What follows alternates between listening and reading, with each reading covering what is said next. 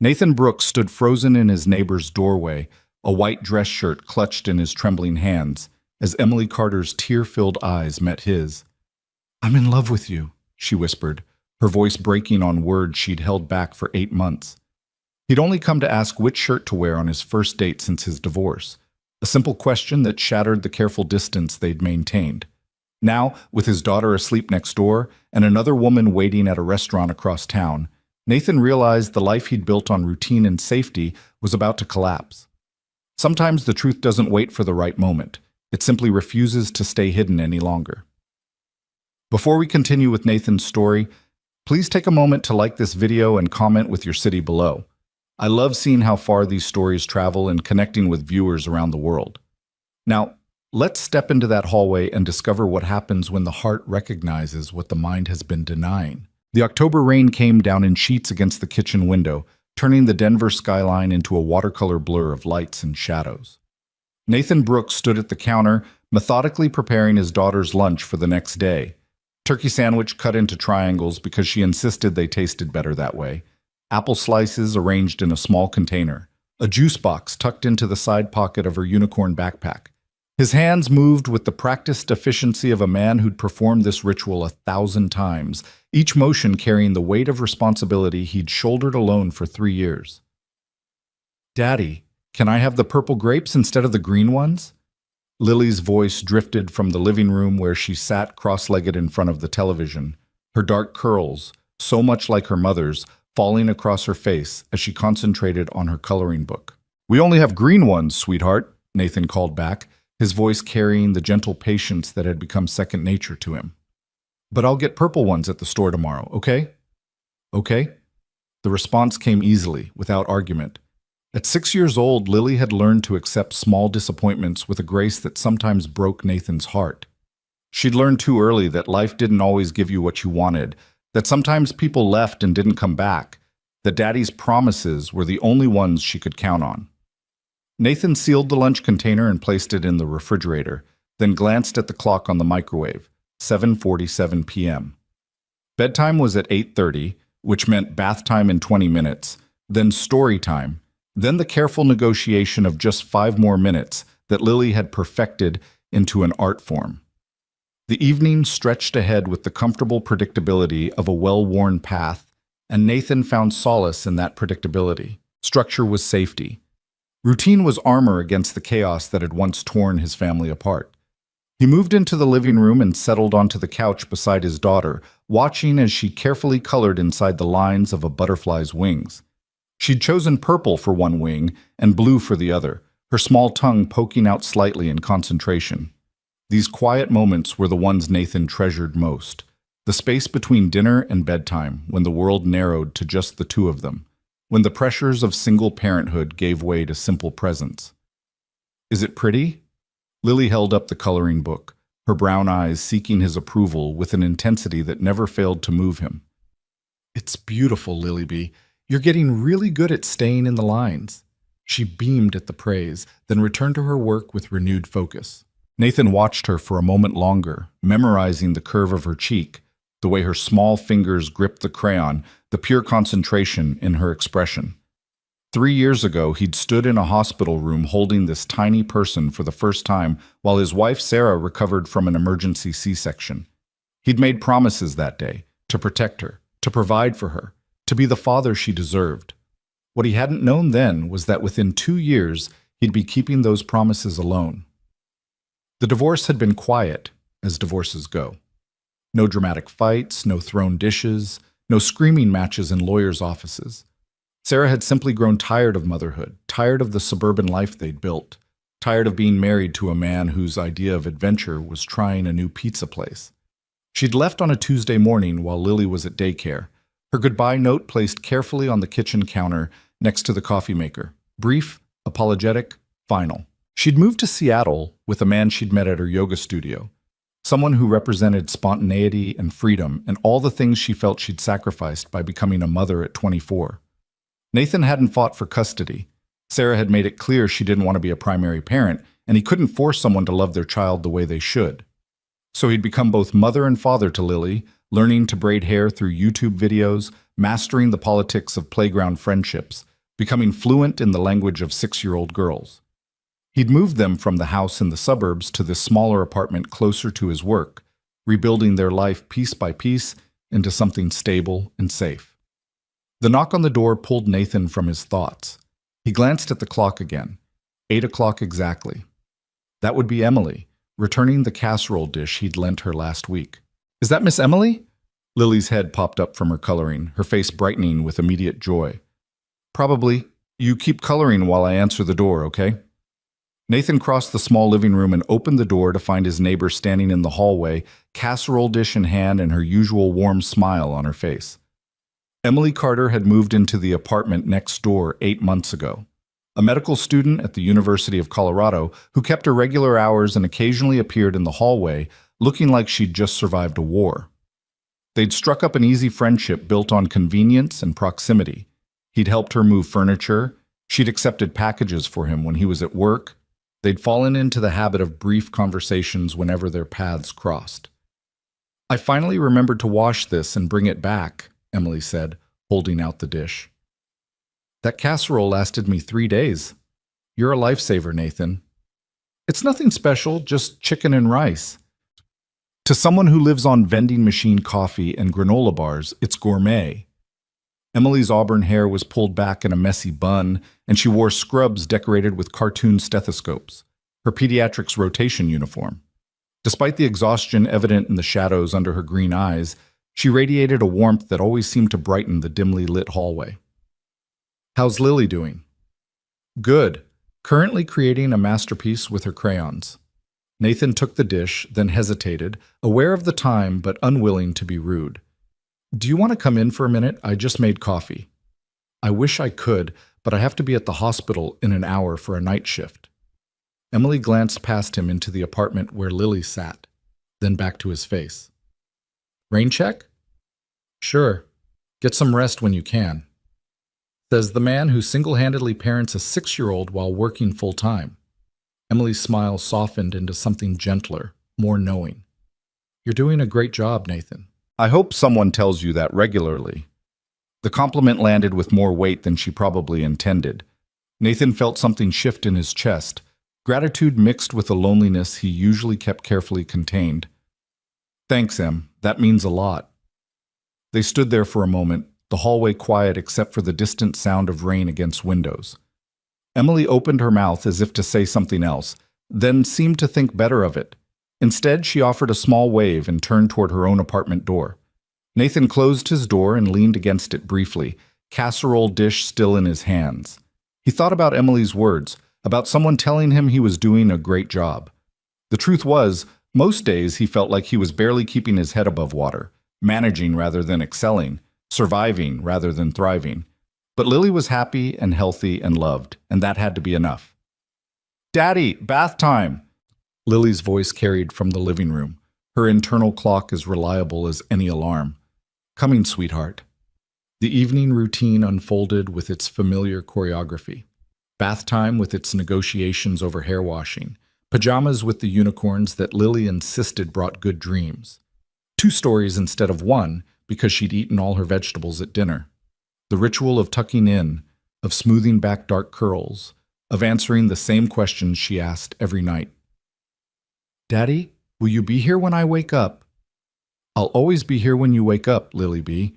Promise?" "Promise." "Even when I'm a grown-up?" Nathan smiled, his heart constricting with love and the bittersweet knowledge that one day this question would no longer be asked. "Even when you're a grown-up. Now close those eyes. Morning comes faster when you sleep." "Will you leave the door open a little?" "Just like always." He adjusted the door to leave a slice of light from the hallway falling across her bed, then stood watching as her breathing gradually deepened into sleep. This was the hardest part of every day, the moment when his responsibilities ended and his solitude began. The apartment stretched before him, empty and quiet except for the sound of rain and his own thoughts. Nathan moved through the apartment, tidying up with automatic movements. Crayons returned to their box. Coloring books stacked neatly on the shelf. Lily's backpack positioned by the door for the morning. The casserole dish washed and dried. Each task completed brought him closer to the moment when there would be nothing left to do but sit with himself and that was always the moment he dreaded most. He settled onto the couch with his laptop, checking emails and scrolling through news he barely absorbed. This was his life now. Work and Lily, Lily and work, with small moments of neighborly kindness breaking up the monotony. He dated once since the divorce, a brief and uncomfortable dinner with a woman from the electrical supply company who'd spent the entire evening talking about her ex-husband. He hadn't tried again. Dating required energy he didn't have and hope he couldn't afford. Besides, what woman wanted to take on a single father with a 6-year-old daughter and a life built entirely around routine? His phone buzzed with a text message. Nathan glanced at the screen, expecting something work-related, then felt his stomach drop slightly as he read the name. Marcus Chen, his oldest friend from college, and the person most likely to disrupt his carefully maintained equilibrium. The message was simple. Dude, it's been 3 years. You need to get back out there. My cousin just moved to Denver. She's smart, funny, and I already told her about you. Dinner this Saturday? Say yes before you overthink it. Nathan stared at the message, his thumb hovering over the keyboard. His first instinct was to decline, to list the 100 reasons why dating was impractical and complicated, and something he simply didn't have bandwidth for. But another part of him, a quieter, lonelier part, whispered that maybe Marcus was right. Maybe 3 years was long enough to hide behind his responsibilities. Maybe Lily deserved a father who modeled what healthy relationships looked like instead of modeling isolation. Before he could talk himself out of it, he typed back, "Okay, Saturday, but somewhere casual." Marcus's response came immediately. "Finally. Her name is Jennifer. I'll send you her number. You got this, brother." Nathan set the phone down and leaned back against the couch, feeling equal parts anxiety and something that might have been excitement. A date. An actual date with a real person who didn't know his whole tragic backstory, who might see him as more than just that single dad from the electrical company. The prospect felt both terrifying and necessary, like standing at the edge of a cold pool and knowing the only way forward was to jump. The week that followed passed in its usual rhythm, but with a new undercurrent of nervous anticipation. Nathan exchanged texts with Jennifer, brief, friendly messages that revealed she was a high school English teacher, loved hiking, had 2 sisters, and seemed genuinely kind in her responses. They agreed to meet at a small Italian restaurant on Saturday evening. Nothing fancy, just dinner and conversation to see if there was any spark worth pursuing. The challenge, of course, was finding someone to watch Lily. Nathan's parents lived in Florida. Sarah's family had cut off contact after the divorce, and his usual babysitter had plans that weekend. He'd nearly canceled the entire thing when Emily knocked on his door on Thursday evening, holding a bag of takeout and wearing an expression of determination. "Marcus called me," she announced without preamble, stepping into the apartment when he moved aside.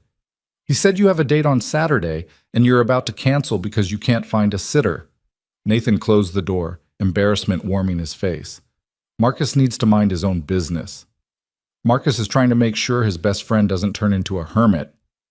Emily set the takeout bag on the kitchen counter and turned to face him. "I'll watch Lily on Saturday. I have the evening off anyway, and you know she loves when I come over." "Emily, I can't ask you to do that." "You're not asking. I'm offering. Actually, I'm insisting." She crossed her arms, and despite her small frame and the teddy bear scrubs she wore, she managed to look formidable. "You've helped me out more times than I can count. Let me return the favor." "You have to study. You're always studying." "I'll bring my books. Lily will be asleep by 8:30 anyway, and I can study here just as well as I can at home." Emily's expression softened. "Nathan, you deserve a night out. You deserve a chance at something good. Let me help you." Nathan wanted to argue, wanted to maintain the independence he'd worked so hard to establish, but the truth was he wanted this chance. He wanted to sit across from someone new and feel like a person rather than just a father. He wanted to remember what it felt like to be seen as Nathan, not just as Lily's dad. "Okay," he said finally. "Thank you, Em. Really?" Emily's smile was bright enough to rival the overhead lights. "What are neighbors for?" "Now, I brought Thai food because I know that's your favorite, and you're going to tell me all about this mysterious Jennifer while we eat." They sat at the kitchen counter sharing pad thai and spring rolls while Lily watched cartoons in the living room. Emily asked questions with genuine interest. What Jennifer did for work, how they'd met through Marcus, whether Nathan was nervous. He found himself relaxing into the conversation, grateful for her easy presence and the way she seemed to understand exactly what he needed without him having to ask. "What should I wear?" Nathan asked at one point, surprised by his own vulnerability. "I haven't been on a first date in over a decade. I have no idea what the protocol is anymore." Emily laughed, the sound warm and unrestrained. "Protocol? Nathan, just be yourself. Wear something that makes you feel confident. Do you even own anything besides work clothes and dad jeans?" "I have nice jeans," he protested, gesturing toward his current outfit. "These are nice jeans." "Those are dad jeans. There's a difference." She stood and moved toward the hallway. "Come on, let's look at your closet. This is actually happening. I'm giving Nathan Brooks a fashion consultation." They spent the next 20 minutes going through his limited wardrobe while Lily remained oblivious in the living room. Emily vetoed several options. Too formal, too casual, too, "I'm chaperoning a field trip." Finally, she pulled out a white button-down shirt that Nathan had forgotten he owned, probably purchased for some long-ago job interview. "This," Emily declared, holding it up, "with your dark jeans and that gray jacket, simple, clean, shows you made an effort without trying too hard." Nathan took the shirt, feeling the soft cotton between his fingers. "You really think this works?" "I think you'll look great." Emily's voice had gone quiet, her green eyes holding his with an intensity that made something flutter in his chest. "Jennifer is lucky. Any woman would be lucky to have dinner with you." The moment stretched between them, loaded with something Nathan couldn't quite name. Then Lily called from the living room asking for juice, and the spell broke. Emily stepped back, smoothing down her scrubs with suddenly busy hands. "I should go," she said quickly. "Early rounds tomorrow, but I'll be here Saturday at 6, okay?" "Okay, thanks again, Em, for everything." She paused at the door, her hand on the knob, and looked back at him with an expression he couldn't quite read. "Nathan, I hope it's wonderful. I really do. You deserve wonderful." Then she was gone, and Nathan was left standing in the hallway holding a white shirt and wondering why his neighbor's kindness felt like something more complicated than simple friendship. Saturday arrived with unseasonable warmth, the kind of October day that felt like summer's last gasp before winter settled in. Nathan spent the morning with Lily at the park, pushing her on swings and catching her at the bottom of the slide, storing up these moments like a squirrel preparing for hibernation. She'd seemed to sense his distraction, asking twice if something was wrong, and he'd reassured her that everything was fine, though he wasn't entirely sure that was true. The afternoon passed in a blur of preparation. He showered, shaved carefully, applied cologne that had been sitting unused in his medicine cabinet for years. He dressed in the outfit Emily had selected, then second-guessed every element of it. The shirt felt too formal, the jeans too casual, the jacket trying too hard. He changed twice before forcing himself to stick with the original choice. At 5:45, he found himself standing in front of the bathroom mirror, barely recognizing the man staring back at him. Somewhere beneath the worry lines and the shadows of exhaustion was the person he used to be, the guy who'd believed in love and possibility and futures that stretched beyond the next bedtime routine. "Daddy, you look fancy." Lily appeared in his bathroom doorway, her assessment delivered with 6-year-old bluntness. "Are you going somewhere special?" "Just dinner with a friend, sweetheart. Miss Emily is going to stay with you tonight." "Yay, can we make cookies?" "You'll have to ask her, but remember, bedtime is still at 8:30, even with Miss Emily here." Lily's face fell slightly, but she nodded with the resignation of a child who knew better than to argue about bedtime rules. Nathan knelt down to her level, smoothing back her curls with gentle hands. "You'll be good for Miss Emily, right?" "I'm always good." The indignation in her voice made him smile. "You're the best. I love you, Lily B." "I love you too, Daddy." She threw her arms around his neck, her small body warm and solid against him. "Have fun at dinner." The doorbell rang exactly at 6 o'clock. Nathan opened it to find Emily standing in the hallway wearing jeans and an oversized cardigan, her medical bag slung over one shoulder and a backpack full of study materials over the other. She looked younger somehow without the scrubs, more like the 26-year-old she actually was rather than the exhausted medical student she often appeared to be. Her eyes widened slightly when she saw him. "Wow, you clean up well." "Is it too much?"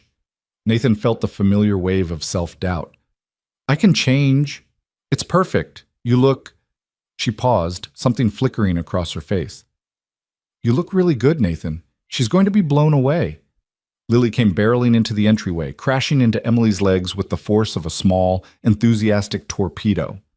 Miss Emily, can we make cookies? We can definitely make cookies, Emily laughed, ruffling Lily's hair. But first, let's let your dad finish getting ready so he's not late. Nathan grabbed his wallet and keys, then ran through the mental checklist he'd prepared. Emergency numbers on the refrigerator. Lily's bedtime routine written out. Emily's phone number programmed into his contacts, even though they'd never actually called each other. Everything organized, everything planned, everything as controlled as he could make it. Nathan, Emily's voice stopped him as he reached for the door. Relax, we're going to be fine. Lily and I are going to have a great time, and you're going to have a great time. Just let yourself enjoy this, okay? He nodded, taking a breath and trying to release the tension that had been building in his shoulders all day. Call me if you need anything. We won't need anything. Now go. The drive to the restaurant took 20 minutes, during which Nathan's mind cycled through every possible disaster scenario. What if he ran out of things to say? What if Jennifer expected someone more interesting, more adventurous, more everything than he actually was? What if he'd forgotten how to connect with another adult on any level beyond the transactional? He parked and sat in his car for a moment, staring at the restaurant's warm lights through the windshield. His phone buzzed with a text from Marcus. You got this, brother. Just be yourself. That's more than enough. Nathan wanted to believe that. He wanted to believe that the person he'd become, single father, reliable employee, good neighbor, was enough to interest someone like Jennifer. But belief required faith, and faith was something he'd misplaced somewhere between the divorce and the lonely nights that followed. He got out of the car and walked toward the restaurant, each step feeling weighted with significance he couldn't quite articulate. This was just dinner, just two people sharing a meal and conversation. It didn't have to be more complicated than that. Jennifer was already seated when he arrived, and Marcus had been right about the basics. She was attractive in an approachable way, with warm brown eyes and an easy smile that suggested she laughed often. She stood to greet him, and they navigated the awkward dance of whether to hug or shake hands, settling on a brief, friendly embrace that felt neither natural nor entirely uncomfortable. It's so nice to finally meet you, Jennifer said as they settled into their seats. Marcus has told me so much about you. All good things, I hope. Mostly good things. Her smile was teasing. He mentioned something about a disastrous camping trip in college? Nathan groaned, remembering the weekend when he'd managed to start a tent fire while attempting to cook s'mores. In my defense, the instruction manual was very unclear about propane usage. They fell into conversation more easily than Nathan had expected. Jennifer was genuinely likable, funny without being cynical, interested without being intrusive, the kind of person who made social interaction feel effortless. They talked about her teaching job and his work as an electrical technician, about favorite books and movies, about her recent move to Denver and his lifelong connection to Colorado. But even as they talked, even as he laughed at her stories and shared some of his own, Nathan found his mind drifting. He thought about Lily and whether she was already in her pajamas. He thought about Emily sitting on his couch with medical textbooks spread around her. He thought about the life he'd built and whether there was actually room in it for this, for dating and possibility and the messy complications of letting someone new into his carefully ordered world. Jennifer reached across the table and touched his hand gently. Nathan, you keep checking your phone. Is everything okay? He realized he'd glanced at his phone 3 times in the last 10 minutes, checking for messages from Emily even though he knew she would call if there was any problem. I'm sorry. I'm just not used to being away from my daughter in the evening. Marcus mentioned you have a 6-year-old. Jennifer's expression was understanding. That must be challenging, doing it all on your own. It's the best thing in my life, Nathan said automatically, then paused, recognizing the deflection. But yes, it's challenging. My whole world revolves around her schedule and her needs. Sometimes I forget I'm supposed to have needs too. Like dinner with a stranger who's probably wondering if you're going to look at your phone all night. Nathan felt his face flush. I'm sorry, that was rude. You're right, I'm being human. Jennifer squeezed his hand briefly before releasing it. You're being a concerned parent. It's actually kind of sweet. But I have a confession to make. What's that? I'm not feeling this either. Nathan blinked, caught off guard by her honesty. What? Don't get me wrong, you're great. Marcus was absolutely right about you being kind and genuine and exactly the type of guy any woman would be lucky to know. But I can tell your heart isn't here. And honestly, mine isn't either. I just got out of a 3-year relationship 2 months ago, and I think I agreed to this because Marcus was so enthusiastic that I got swept up in the momentum. They looked at each other across the table, and suddenly Nathan started laughing, genuine, relieved laughter that felt like pressure releasing from a too-tight valve. Jennifer joined him, and the tension that had been hovering over their entire evening dissipated like morning fog. "So we're both disasters pretending to be ready for this," Nathan said. "Spectacular disasters." Jennifer grinned. "But you know what? Now that the pressure's off, want to just enjoy dinner as two people who are decidedly not on a date?" They did exactly that. The rest of the meal passed in comfortable conversation now that neither of them was trying to impress the other. Jennifer talked honestly about her recent breakup and the grief of losing a future she'd planned. Nathan found himself sharing more about Sarah's departure and the strange combination of relief and abandonment he'd felt watching her leave. "Can I tell you something?" Jennifer said as they waited for the check. "The fact that you keep thinking about your daughter, that you can't fully relax and enjoy yourself because part of you is always worried about her, that's not a flaw. That's the kind of devotion any kid would be lucky to have. Don't apologize for it." Nathan felt something loosen in his chest. "My ex-wife used to say I was too focused on Lily, that I couldn't separate being a father from being a person." Your ex-wife was wrong. Being a father is part of being a person. It's not something you can partition off. The right woman will understand that. She'll love that about you. You think so? I know so. Jennifer pulled out her wallet as the check arrived, insisting on splitting the bill despite Nathan's protests. "And here's some unsolicited advice from a relative stranger. When you find that woman, don't let fear keep you from reaching for it. Single parents deserve love just as much as anyone else. Maybe more, actually, because you've already proven you know how to give it unconditionally." They parted in the parking lot with genuine warmth and promises to stay in touch as friends.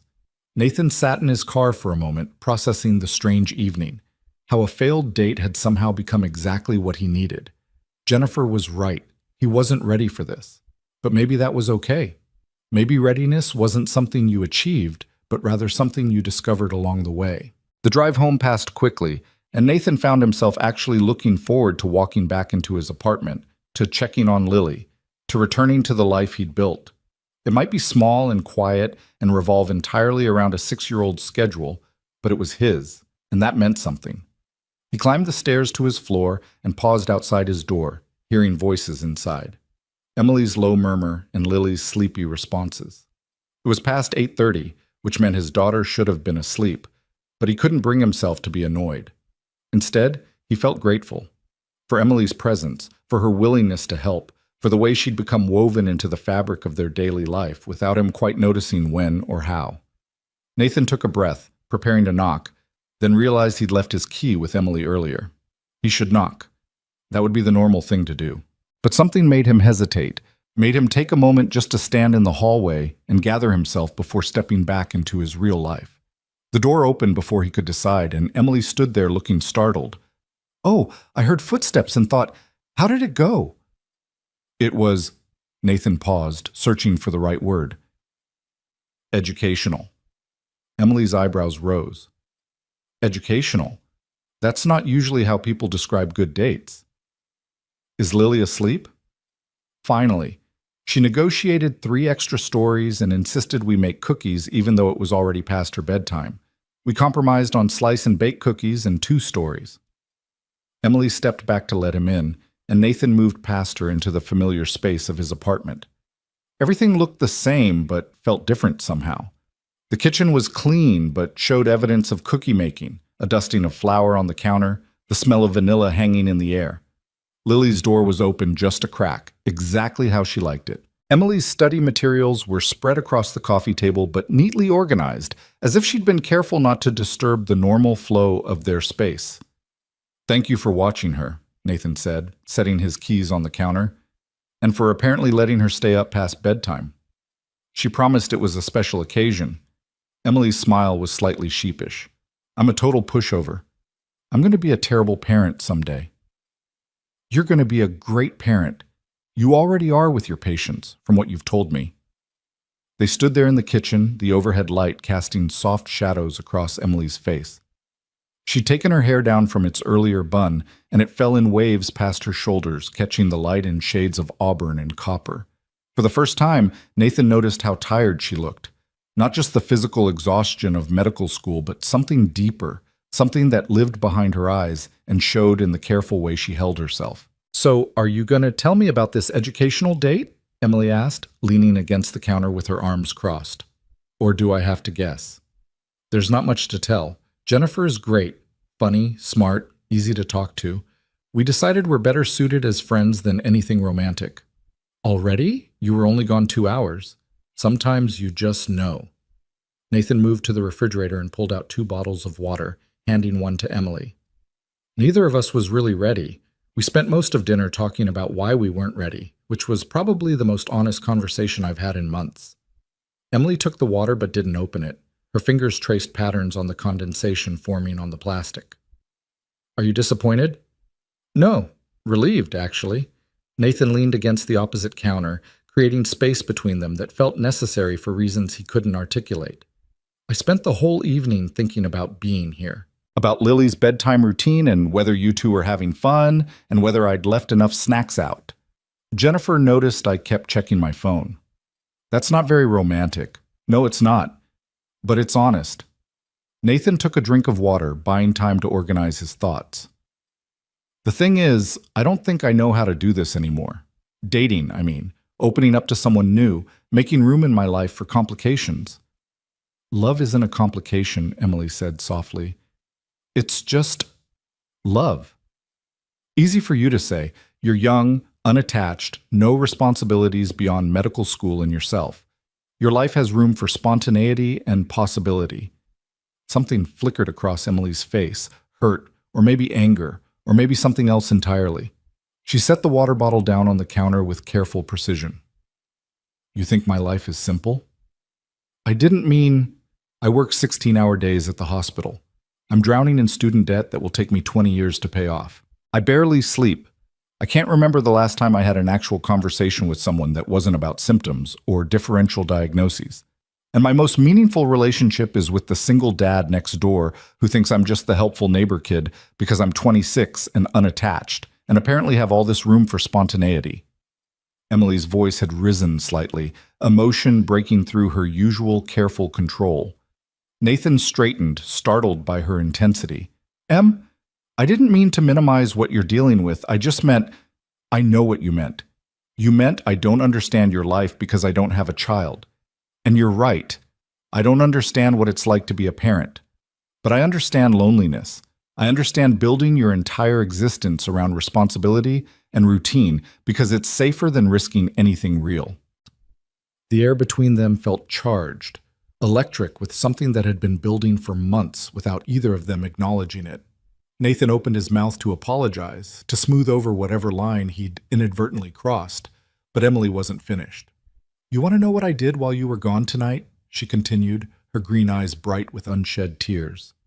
"I sat on your couch, reading the same paragraph in my textbook 12 times because I couldn't concentrate. I kept thinking about you sitting across from Jennifer, wondering if you were laughing at her jokes, if you were touching her hand across the table, if you were feeling that spark of connection that makes someone forget they were ever lonely." Nathan's heart was pounding now, each beat echoing in his ears like a warning drum. "Emily, I'm in love with you, Nathan." The words came out in a rush, like she'd been holding them back so long that they'd finally forced their way free. "I've been in love with you for months, since you carried my textbooks when I threw out my back. Since you brought me soup when I had the flu even though you barely knew me. Since I heard you singing Disney songs with Lily through the walls and realized that kind of devotion, that kind of love. That's what I want in my life." The hallway clock ticked steadily in the silence that followed. Nathan stood frozen, his mind struggling to process what he was hearing. Emily loved him, his neighbor, his friend, this woman who'd seamlessly woven herself into the edges of his life. She loved him. The truth of it crashed over him like cold water, shocking and undeniable. I don't, I didn't know, he managed finally. Of course you didn't know. You don't see yourself clearly. You think you're just some broke single dad getting by on routine and determination. You don't see how kind you are, how patient, how you light up when Lily laughs. You don't see that some of us would give anything to be part of that. Emily wiped at her eyes with the back of her hand, frustrated at her own tears. I wasn't going to tell you. I was going to keep being the helpful neighbor until you fell in love with someone else and I could move on. But then Marcus called and said you had a date, and I realized I couldn't keep pretending I was okay with just being your friend. Nathan's mind was racing, trying to reorganize 3 years of interactions through this new lens. Every conversation in the hallway, every borrowed ingredient, every small kindness. Had it all meant more than he'd realized? Had he been so focused on his own loneliness that he'd completely missed someone else's? Why didn't you say something before? His voice came out rougher than he intended. Because you weren't ready. You're still not ready. Emily grabbed her backpack and medical bag, movements sharp with emotion. I'm sorry. This wasn't fair. You just got home from a date and I ambushed you with feelings you never asked for. I should go. She moved toward the door, but Nathan reached out instinctively, his hand closing around her wrist. Wait. Please. Emily stopped but didn't turn to face him. Nathan could see the tension in her shoulders, the way she was holding herself together through sheer will. He realized he was still holding the white shirt Jennifer had chosen for him, the shirt Emily had picked out, the shirt that had started this entire impossible evening. I don't know what to say, he admitted quietly. You're right. I didn't see it. I didn't let myself see it. But Emily, I can't. You can't do this. I know. She pulled her wrist gently from his grip. You have Lily to think about. You have a life that works. I'm a complication you don't need. I understand. But I had to tell you the truth, even if the timing is terrible. I couldn't keep lying by omission. She opened the door, and the hallway light spilled into the apartment, harsh and unforgiving. Emily paused on the threshold, her back still to him, her voice so quiet he almost missed her next words. For what it's worth, I hope you find someone who makes you as happy as you make everyone around you. You deserve that, Nathan, even if it's not me. Then she was gone, the door closing with a soft click that felt unnaturally loud in the sudden silence. Nathan stood in his kitchen, white shirt still clutched in his hands, his mind spinning with questions that had no easy answers. Through the thin wall separating their apartments, he could hear Emily moving around, the sound of her dropping her bags, the muffled sound that might have been crying or might have been nothing at all. He looked down at the shirt, this simple piece of clothing that had somehow become the catalyst for upending his carefully constructed life. He'd put it on hoping to feel like someone other than just Lily's dad. Instead, he'd ended the evening more confused than ever about who he actually was and what he actually wanted. The apartment felt different now, charged with possibility and danger in equal measure. Nathan moved through the familiar space, checking on Lily, who slept peacefully, unaware of the adult complications unfolding around her, tidying the kitchen where hours ago Emily had stood making cookies with his daughter, returning to the living room where her study materials had been spread out. He picked up one of her textbooks, a massive tome on pediatric medicine with her neat notes filling the margins. She'd written, "Remember why you're doing this," on the inside cover, the words slightly smudged as if she'd traced them repeatedly with her finger. Nathan set the book down carefully, feeling like he'd glimpsed something private and precious, a window into Emily's determination, her exhaustion, her hope. His phone buzzed with the text from Marcus. "How did it go? Jennifer said you two hit it off." Nathan stared at the message, unsure how to respond. How could he explain that the date had been fine but irrelevant, that the real earthquake had happened after he came home, that his neighbor had just confessed she was in love with him and he had no idea what to do with that information?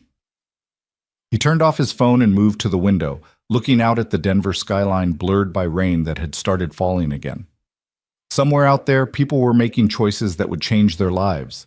They were taking risks and making mistakes, and occasionally finding exactly what they needed in the last place they thought to look. But Nathan Brooks had learned to be careful. He'd learned that risk led to pain, that hope was dangerous, that the safest thing was to keep your world small and manageable and focused on the one person who truly depended on you. Lily needed stability, not chaos. She needed routine, not complication. She needed a father who knew what he was doing, not one who was fumbling through emotions he'd spent 3 years trying not to feel. He pressed his forehead against the cool glass and closed his eyes, and in the darkness behind his eyelids, all he could see was Emily's face. Her green eyes bright with tears, her voice breaking on words she'd held back for months. "I'm in love with you." 4 simple words that changed everything and nothing all at once. Nathan stayed at the window for a long time, listening to the rain and the quiet sounds of his daughter sleeping, and the echoing silence of his own heart trying to decide what truth it was ready to admit. The rain continued through the night, a steady percussion against the windows that matched the restless rhythm of Nathan's thoughts. He'd finally gone to bed around 2 in the morning, but sleep remained elusive, his mind replaying Emily's confession in an endless loop. By the time pale dawnlight filtered through his bedroom curtains, he'd examined every interaction they'd ever had, searching for signs he'd missed, moments that should have told him the truth about her feelings. The alarm went off at 6:30, its cheerful chime mocking his exhaustion. Nathan dragged himself out of bed and went through the morning routine on autopilot, coffee brewing, Lily's breakfast prepared, her lunch packed with the purple grapes he'd remembered to buy. When his daughter emerged from her bedroom with sleep-tousled hair and her favorite stuffed bunny clutched under one arm, Nathan felt a surge of gratitude for the normalcy she represented. "Morning, Lily B. Sleep well?"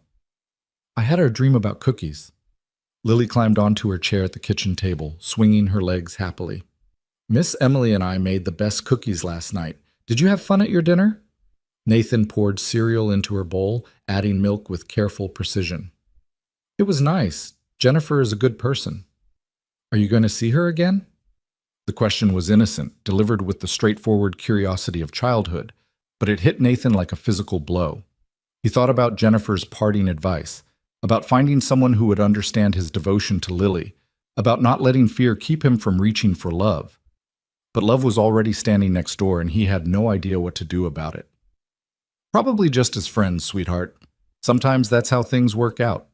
Lily accepted this with a shrug and attacked her cereal with enthusiasm. Nathan stood at the counter drinking his coffee and watching her, this small person who'd become his entire world. What kind of man would he be if he let his own confusion about Emily disrupt the stability he'd worked so hard to build? What kind of father would he be if he brought romantic complications into a life that functioned perfectly well as it was? The sound of a door opening and closing in the hallway made Nathan's heart jump. He moved to the kitchen window that overlooked the parking lot and saw Emily heading to her car, medical bag slung over her shoulder, her posture rigid with tension even from 3 floors up. He watched her get in and drive away, and the relief he felt was immediately chased by guilt. When had he become the kind of person who was relieved to avoid someone who cared about him? The week that followed established a new and uncomfortable pattern. Emily's schedule at the hospital seemed to shift, or perhaps she was actively avoiding him. Either way, their paths no longer crossed in the hallway or parking lot. The casual rhythm of their friendship had been disrupted, replaced by silence that felt deliberate and painful. Nathan told himself it was for the best, that distance would help both of them move past whatever had sparked between them on Saturday night. But the apartment felt lonelier now, and he found himself listening for sounds through the wall that separated their units, straining to hear evidence of her presence. On Wednesday evening, Lily asked if Miss Emily could come over for dinner. Nathan made excuses about Emily being busy with work, about medical students having unpredictable schedules. His daughter accepted this explanation with the trusting acceptance of a 6-year-old, but the question made Nathan realize how much Emily had become part of their lives, how her absence left a noticeable gap. Thursday brought an unexpected cold snap, October temperatures plummeting as the first real hint of winter swept through Denver. Nathan came home from work to find his apartment barely warmer than the hallway, the heating system making ominous clicking sounds without producing any actual heat. He spent an hour troubleshooting the thermostat and checking the furnace before admitting defeat. This was beyond his expertise as an electrical technician.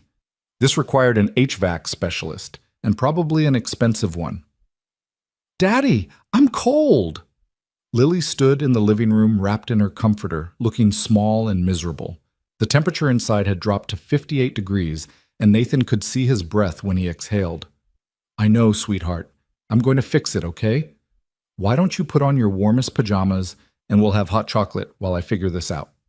He got Lily situated with hot chocolate and cartoons, then pulled out his phone to search for emergency HVAC services. The estimates he found made his stomach drop. After-hours service calls started at $200, with repairs potentially running into the thousands if the furnace needed major work. Nathan did quick mental math on his checking account balance and felt the familiar weight of financial anxiety settle across his shoulders. He could cover an emergency repair, but it would mean no cushion for the rest of the month, no margin for error if something else went wrong. A soft knock on his door interrupted his spiraling thoughts. Nathan opened it to find Emily standing in the hallway, wearing an oversized sweatshirt and holding what looked like a space heater. I heard your furnace trying to start up through the wall, she said without preamble, not quite meeting his eyes. It sounds like the igniter might be shot. I have an extra space heater you can use tonight, and I know a guy who does HVAC repairs for reasonable rates. He owes me a favor. Nathan stared at her, awareness washing over him in waves. Awareness of her kindness despite everything that had happened between them. Awareness of how much he'd missed seeing her face these past few days. Awareness of how naturally she'd stepped in to help without being asked. Emily, you don't have to. I know I don't have to. I want to. She held out the space heater, and Nathan had no choice but to take it. Give me a minute, and I'll get you his number. He's usually pretty good about same-day service if you call him in the morning. She disappeared into her apartment before Nathan could form a proper response. He stood holding the space heater, feeling its weight as both practical gift and metaphor for everything complicated between them. When Emily returned, she handed him a piece of paper with a name and number written in her neat handwriting. Tell him Dr. Carter referred you. He'll take care of you. Emily finally looked directly at him, and Nathan saw the careful control in her expression, the way she was holding herself together through sheer force of will. How's Lily doing with the cold? She's okay. Hot chocolate and cartoons. Good. Kids are resilient. Emily stepped back toward her door, creating distance. I should go. Early shift tomorrow. Wait. Nathan's voice stopped her, though he had no idea what he actually wanted to say. Thank you felt inadequate. I'm sorry felt presumptuous. I miss you felt dangerous. Emily waited, her hand on her doorknob, her green eyes guarded. The hallway stretched between them like a chasm, 10 feet that might as well have been 10 miles. Thank you, Nathan said finally, knowing it wasn't enough but unable to find words that would be. For the heater and the referral, for helping even though things are weird between us. Things don't have to be weird, Emily said quietly. I told you how I feel. You can't return those feelings. That's allowed to just be what it is. We're adults. We can handle awkward. Can we? Nathan heard the vulnerability in his own question. Because I don't want to lose you as a friend. I don't want you to stop being part of our lives. Something flickered across Emily's face, pain or hope or some mixture of both. I don't want that either, but I need some space right now, Nathan. I need to figure out how to be your friend without wanting more than you can give me. Can you understand that? He nodded, throat tight with emotions he couldn't name. Take whatever time you need. Emily offered a small, sad smile. Get Lily warm. Call that HVAC guy in the morning. And Nathan, stop looking so guilty. You didn't do anything wrong, neither did I. Sometimes feelings just exist, and that's nobody's fault. She went into her apartment and closed the door gently, leaving Nathan standing in the hallway holding a space heater and a piece of paper, and the growing realization that doing nothing was its own kind of choice, its own kind of statement. He set up the space heater in Lily's room and watched as warmth slowly filled the small space. His daughter had fallen asleep on the couch, exhausted by the cold and the late hour. Nathan carried her to bed, tucked her in with extra blankets, and sat on the edge of her mattress for a long moment watching her sleep. She looked so peaceful, so untouched by adult complications. He wanted to keep her that way forever, protected in a bubble where divorce and loneliness and confused feelings couldn't reach her. But life didn't work that way. Lily would grow up, would have her own heartbreaks and disappointments, would learn that love was complicated and people left and nothing stayed safe forever. The best he could do was model integrity, show her what it meant to be kind even when things were hard, demonstrate that caring for people mattered more than protecting yourself from pain. The question was whether he was actually living up to that ideal or just hiding behind fatherhood as an excuse to avoid risk. Nathan called the HVAC guy first thing Friday morning. True to Emily's word, the mention of Dr. Carter's name got him an appointment for that afternoon. The repairman, a weathered man in his 50s named Gil, diagnosed the problem in under 10 minutes. Your igniter's dead, and honestly, this furnace is on its last legs. You're looking at maybe one more winter if you're lucky. Then you'll need a full replacement. Gil wiped his hands on his work pants and gave Nathan an apologetic look. I can get you running for today with a new igniter, but start saving up. New furnace installation is going to run you $5 to $8 grand. Nathan felt the number like a punch to the gut. $5,000 to $8,000 he didn't have and wouldn't have for years given his current financial situation. He thought about Sarah in Seattle with her new husband, probably living in a house with a furnace that worked perfectly, never worrying about whether her daughter was warm enough at night. Do what you need to do to get it running, Nathan said, pushing down the anxiety. And thanks for coming out so quickly. Thank Emily. That girl's got a heart bigger than the whole hospital. Gil pulled tools from his bag and got to work. She helped my grandson when he was in the pediatric ward last year. Stayed after her shift ended just to read him stories when my daughter had to work. We don't forget kindness like that in my family. Nathan watched Gil work, his mind stuck on this glimpse into Emily's life outside their hallway interactions. Of course she stayed late to read to sick children. Of course she went out of her way to help people who needed it. That was who she was. Someone who gave more than she took, who saw needs and filled them without being asked, who loved with a generosity that made Nathan's careful distance feel small and selfish. The furnace roared to life with a clunking sound that didn't inspire confidence, but warm air began flowing through the vents. Gil packed up his tools and gave Nathan the damage report. $350, which was less than Nathan had feared, but still enough to make his budget tight for the next few weeks. Give Emily my regards, Gil said as he headed out, and take care of that girl. Not many like her in the world. The comment hung in the air after Gil left. Nathan stood in his apartment with heat finally flowing and found himself thinking about taking care of Emily, not in the way Gil probably meant, but in the way that mattered. Who took care of her when she worked 16-hour shifts? Who made sure she ate something besides vending machine food? Who listened to her fears about whether she'd be a good doctor, whether she was smart enough, whether the crushing debt and exhaustion would be worth it? He'd been so focused on maintaining his own boundaries that he'd never considered whether Emily had anyone looking out for her the way she looked out for everyone else. That evening, Nathan made twice as much dinner as he and Lily needed. He told himself it was practical, that leftovers would save him time tomorrow.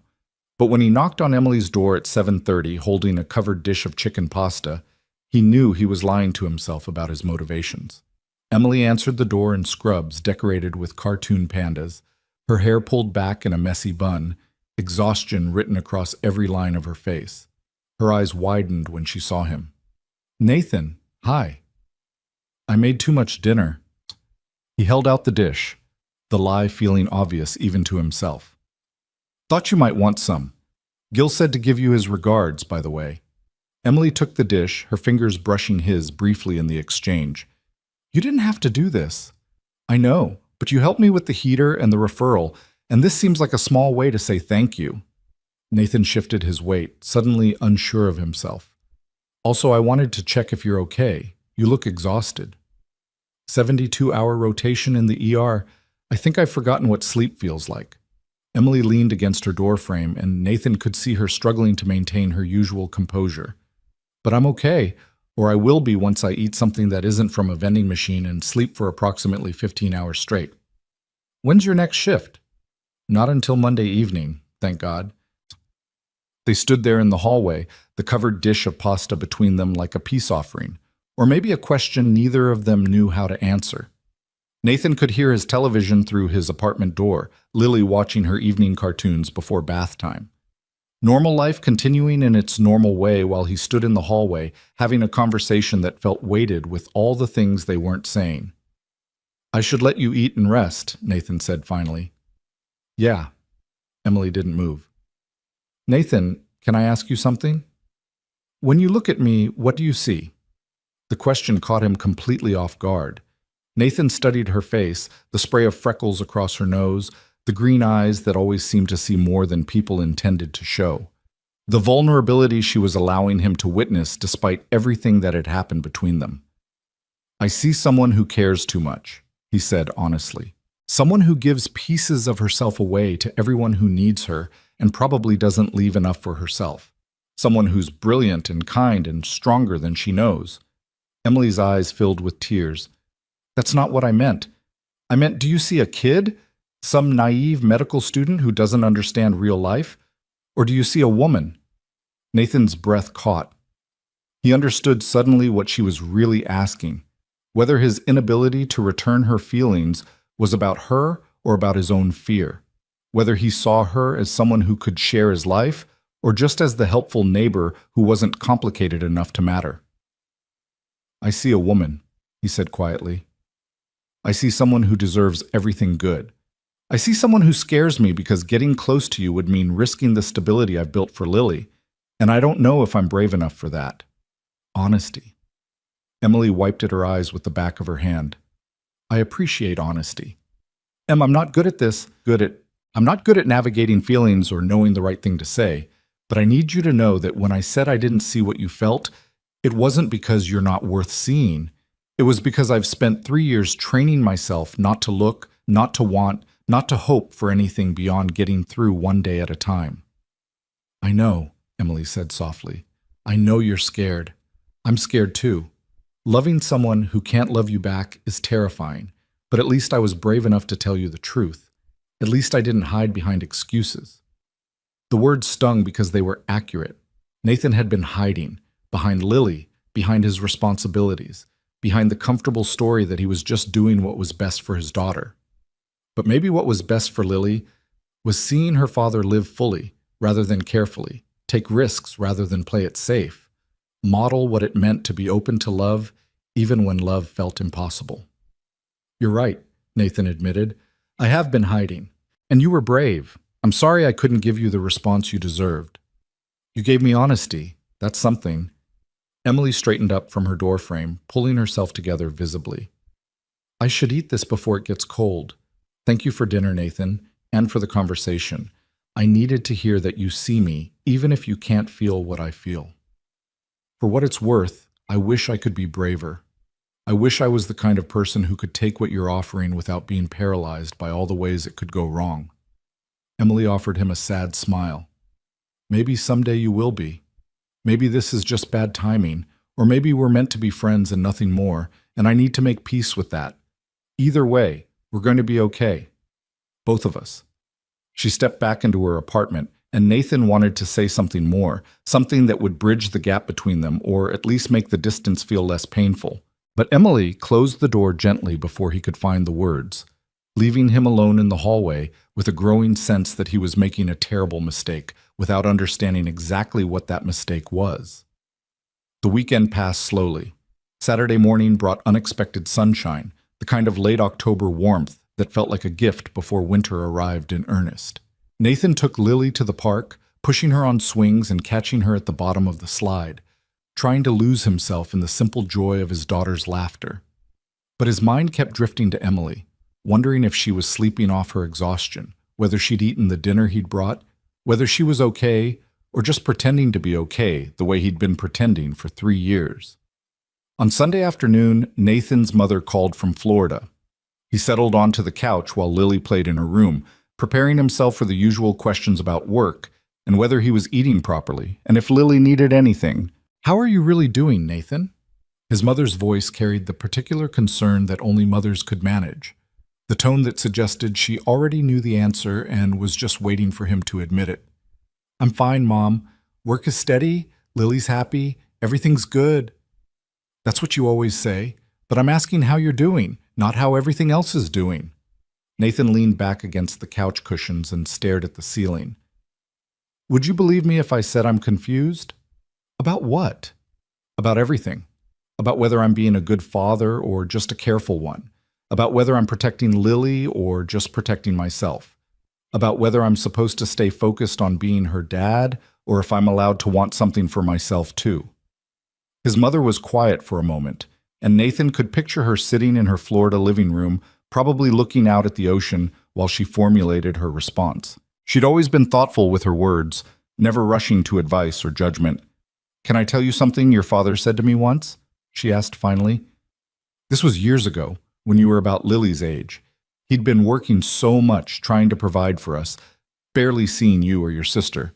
I confronted him about it, and he said he was doing it for the family. And I told him that we didn't need a provider. We needed a person. We needed him present and whole, not just functioning." "What did he say?" "He cried. Your father actually cried, which shocked me because he'd been raised to believe men didn't do that. And then he said he'd forgotten how to be anything but a provider, that he'd gotten so focused on taking care of us that he'd lost track of taking care of himself. It took him a while, but he learned to find balance, to be both the father you needed and the man he needed to be." Nathan felt his throat tighten. "I don't know how to do that, Mom. I don't know how to be anything but Lily's dad right now." "Then maybe it's time to figure it out. Not for some woman or some idea of what your life should look like, but for yourself. Because Lily doesn't need a martyr for a father. She needs someone who shows her what it means to live fully, to take risks, to be brave enough to accept love when it's offered. What if I mess it up? What if I let someone in and it falls apart, and Lily's the one who gets hurt? What if you don't let someone in and Lily grows up thinking love is something you hide from?" His mother's voice was gentle but firm. "Nathan, honey, you can't protect her from everything. All you can do is show her how to navigate life with grace and courage and openness. And right now you're teaching her to play it safe. Is that really what you want her to learn?" After they hung up, Nathan sat on the couch for a long time thinking about his mother's words. She was right. He'd been so focused on providing stability that he'd forgotten to model what it meant to actually live. He'd been going through motions, checking boxes, maintaining a life that functioned but didn't thrive. And Lily was watching, learning from his example, absorbing lessons about fear and safety, and whether love was something worth pursuing. Monday evening arrived with the kind of crystalline clarity that sometimes follows difficult realizations. Nathan helped Lily with her homework at the kitchen table, quizzed her on spelling words, made dinner while she chattered about playground drama and her friend Emma's birthday party next week. The routine soothed him, but it no longer felt quite as essential as it once had. There was space in his evening now, room for something beyond the comfortable predictability he'd clung to for so long. Around 8:30, after Lily was tucked into bed with her usual request for the door to be left slightly open, Nathan heard Emily's apartment door open and close. She'd be heading out for her Monday evening shift, probably already exhausted before it even started. He moved to his door without thinking, opening it just as she was locking hers. Emily turned at the sound, surprise registering on her tired face. She wore fresh scrubs with cartoon cats this time, her hair braided back from her face, her medical bag already weighing down her shoulder. "Hey," Nathan said, stepping into the hallway. "Heading to work?" "Yeah, night shift in pediatrics." Emily adjusted her bag strap, her expression carefully neutral. "Lily asleep?" "Just went down. Listen, I wanted to ask, when's your next day off?" Emily's eyebrows rose. "Wednesday afternoon through Thursday. Why?" "Because I'd like to talk. Actually talk, not just hallway conversations where we both pretend everything's normal. If you're willing." Something cautious flickered across Emily's face, hope tamped down by self-protection. "Talk about what?" "About me being an idiot. About me being scared. About whether friendship is really the only thing that makes sense, or if I've been lying to myself about what I actually feel." Nathan's heart was pounding, but the words felt right, felt true in a way few things had lately. "I can't promise you anything except honesty, but I think I owe you more than the half answers I've been giving." Emily studied him for a long moment, and Nathan could see her weighing risk against possibility, self-preservation against the vulnerability she'd already shown him. "Okay," she said finally. "Wednesday evening, come by around 7? I'll bring dinner. You don't have to, but I want to. Let me do this one thing right." Emily's smile was small but genuine, the first real smile she'd given him since her confession. "Okay, Wednesday at 7. Don't bring anything too heavy. I've been craving Thai food for about 3 weeks straight." "Thai food I can do." They stood in the hallway for another moment, something shifting between them like a door opening just slightly, letting in light and possibility and the faint promise of something that hadn't existed before. Then Emily checked her watch and grimaced. "I need to go or I'll be late." "See you Wednesday, Nathan." "Be safe." She headed down the stairs and Nathan stood watching until she disappeared around the corner. Then he went back into his apartment and closed the door, leaning against it with his heart still racing. He'd taken a step, small, uncertain, but definitely forward. He'd acknowledged that there was something between them worth examining, worth risking the safety of his carefully constructed routine to explore. The question now was whether he'd have the courage to follow through on Wednesday, or whether fear would win out the way it had so many times before. Tuesday crawled past with agonizing slowness. Nathan went through work on autopilot, his mind constantly drifting to the conversation he'd promised Emily. What would he say? What was he actually feeling? Was it possible he'd been in love with her for months without recognizing it, too focused on his own isolation to see what was right in front of him? That evening, after Lily was asleep, Nathan did something he hadn't done since the divorce. He called Marcus. "This better be important," Marcus answered, his voice carrying the mock irritation of someone who was actually glad to hear from a friend. "I'm in the middle of destroying my cousin at Mario Kart." "I think I'm in love with Emily," Nathan said without preamble. Silence on the other end of the line. Then, "I'm sorry, what?" "Emily, my neighbor, the medical student who watched Lily last Saturday. I think I might be in love with her, and I have no idea what to do about it." "Okay, backing up. What happened to Jennifer? I thought you two hit it off." "We decided to be friends, but that's not important. Emily told me she's in love with me, and I panicked and basically told her I couldn't deal with it. But now I can't stop thinking about her, and I'm pretty sure I've been in love with her for months without realizing it because I'm an idiot who's been too scared to feel anything real." Marcus let out a low whistle. "Man, when you finally decide to get back in the game, you don't mess around. Does Emily know how you feel?" "Not yet. We're supposed to talk on Wednesday. I'm terrified." "Of course you're terrified. Love is terrifying. But here's the thing, Nathan, you're already in love with her. The scary part isn't figuring out your feelings. The scary part is deciding whether you're brave enough to do something about them. What if it doesn't work out? What if we try this and it falls apart, and then I've lost her as a friend and Lily's lost her too and everything becomes messy and complicated? What if it does work out?" Marcus countered. "What if you take the risk and find out that love is actually worth the complications? What if Lily gets to see her dad be happy and whole instead of just functional? What if you stop running from the best thing that's happened to you in years?" Nathan was quiet, absorbing his friend's words. In the background, he could hear the sounds of Mario Kart and someone, probably Jennifer, shouting good-natured trash talk. "I don't know how to do this," Nathan admitted quietly. "I don't know how to open up to someone, how to let them into the life I've built for Lily. I don't know how to be vulnerable without feeling like I'm putting my daughter at risk." "Then figure it out. Talk to Emily. Be honest about your fears. See if you can find a way forward that works for both of you."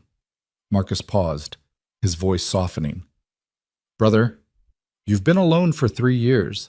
You've been an amazing father, but you've also been lonely as hell and too stubborn to admit it. Emily cares about you. She cares about Lily. That's not something to run from. That's something to run toward." After they hung up, Nathan sat with his phone in his hand, thinking about running toward something instead of away from it. His entire life since the divorce had been about creating distance, from pain, from risk, from the possibility of being hurt again. But distance was its own kind of hurt, its own kind of failure. Maybe it was time to close the gap, to take the chance, to believe that love could be built on something stronger than fear. Wednesday arrived with the weight of significance.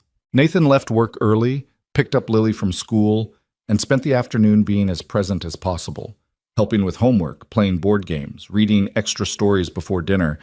He wanted these moments with her to feel complete and whole, wanted to give her the attention she deserved before his mind inevitably drifted to the conversation awaiting him later. At 5:30, Marcus showed up to stay with Lily.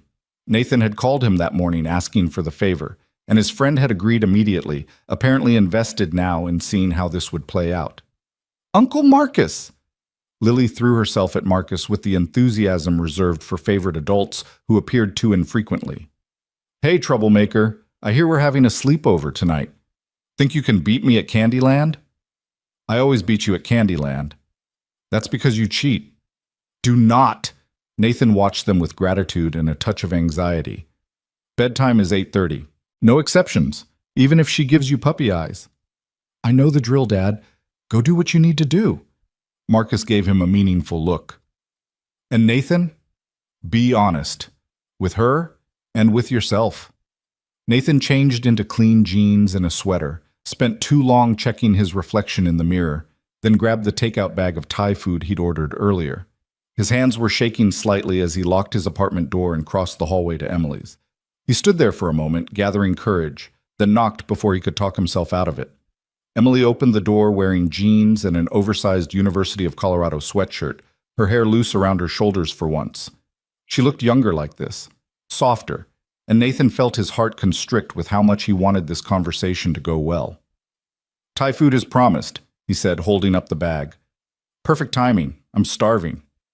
Emily stepped back to let him in. Her apartment was smaller than his, a studio with a Murphy bed currently folded down and covered in textbooks. The space was organized chaos. Medical journals stacked on every surface, anatomy posters on the walls, a desk buried under notes and highlighters. But there were personal touches too.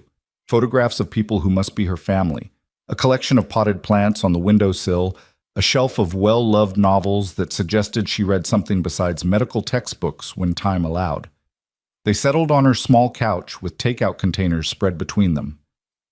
For a while they ate in comfortable silence, the weight of the impending conversation hovering but not quite descending.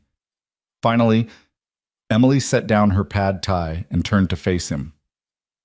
So, you wanted to talk?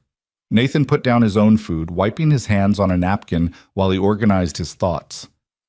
I've been thinking a lot about what you said last Saturday, about being in love with me. I'm aware that created some awkwardness. It created clarity. Nathan met her eyes, forcing himself to maintain the connection.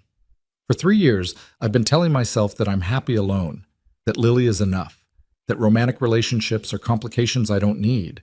But the truth is I've been lonely, Emily. So lonely that I'd almost forgotten what it felt like to want connection with another person. Emily's expression was guarded, cautious. And now? Now I look back at the past 8 months and realize that all the best parts of my days involved you. Conversations in the hallway. You bringing over soup when Lily was sick. Me making extra dinner because I knew you were probably surviving on vending machine food.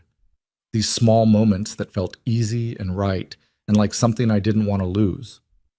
Nathan, let me finish, please. He took a breath, forcing himself to continue. When you told me you were in love with me, my first reaction was panic, because letting you in means risking everything I've built.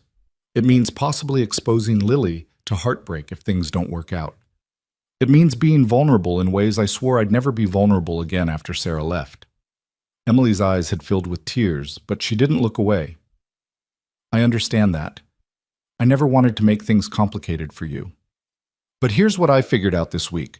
You already are complicated for me, not because you've done anything wrong, but because somewhere along the way, I fell for you too.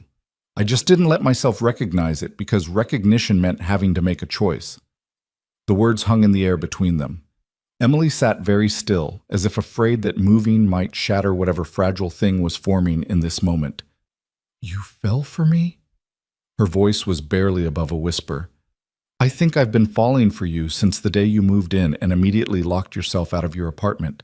I think every conversation we've had, every small kindness we've exchanged, every time I've heard you singing badly through the walls while you studied, I think all of it has been slowly building into something I was too scared to acknowledge. A tear slipped down Emily's cheek. So what are you saying? I'm saying I want to try. I'm saying I'm terrified and I don't know how to do this, and I'm going to mess up constantly because I haven't dated anyone seriously in over a decade. But I'm saying that losing you feels worse than any risk involved in letting you in. Emily reached out and took his hand, her fingers trembling slightly as they intertwined with his. I want to try too. But Nathan, we need to be honest about what this means. I'm not just dating you, I'm potentially becoming part of Lily's life in a different way. That's huge. That's not something we can take lightly. I know, That's what scares me most. Nathan squeezed her hand, drawing strength from the contact. If this was just about me, I'd take the risk without hesitation. But Lily's already lost her mother in a real way. If I bring you into her life as something more than the neighbor she loves, and then things don't work out between us, she loses you too. I can't do that to her without being absolutely certain we're doing this for the right reasons. So what are the right reasons? Emily shifted closer on the couch, her green eyes searching his face. Because I need to know what you want from this, Nathan. I need to know if you're willing to actually build something real or if you're just trying to convince yourself you can. The question cut straight to the heart of his uncertainty. Nathan thought about it carefully, weighing his words before speaking. I want someone who understands that Lily comes first, but doesn't resent that. I want someone who can be patient while I figure out how to be a father and a partner at the same time. I want someone I can trust with my daughter's heart and my own. And when I think about who that person might be, all I see is you. Emily's breath caught. That's the most romantic thing anyone's ever said to me, and it's completely terrifying.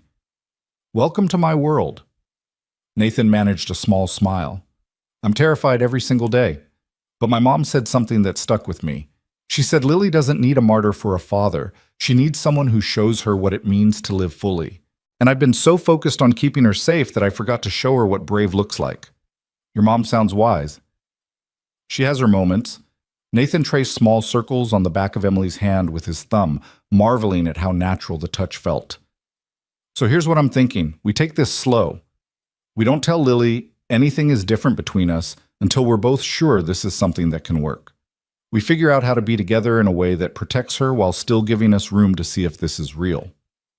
How slow are we talking? Emily asked. Because I've already been in love with you for months.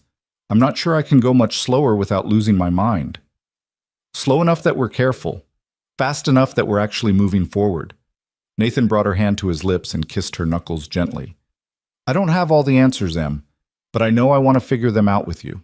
Emily leaned forward and rested her forehead against his, their breath mingling in the small space between them. I'm scared too, you know. What if I'm not good at this?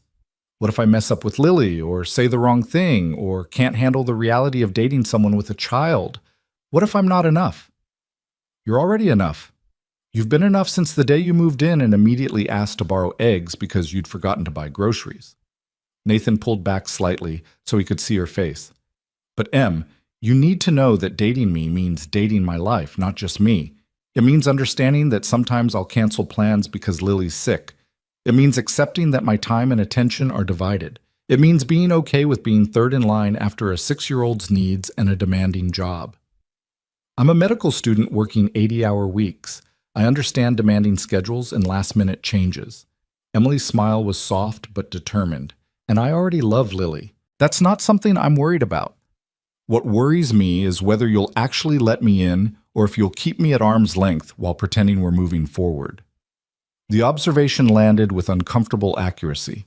Nathan recognized his own tendency to maintain control through distance, to protect himself by never fully committing.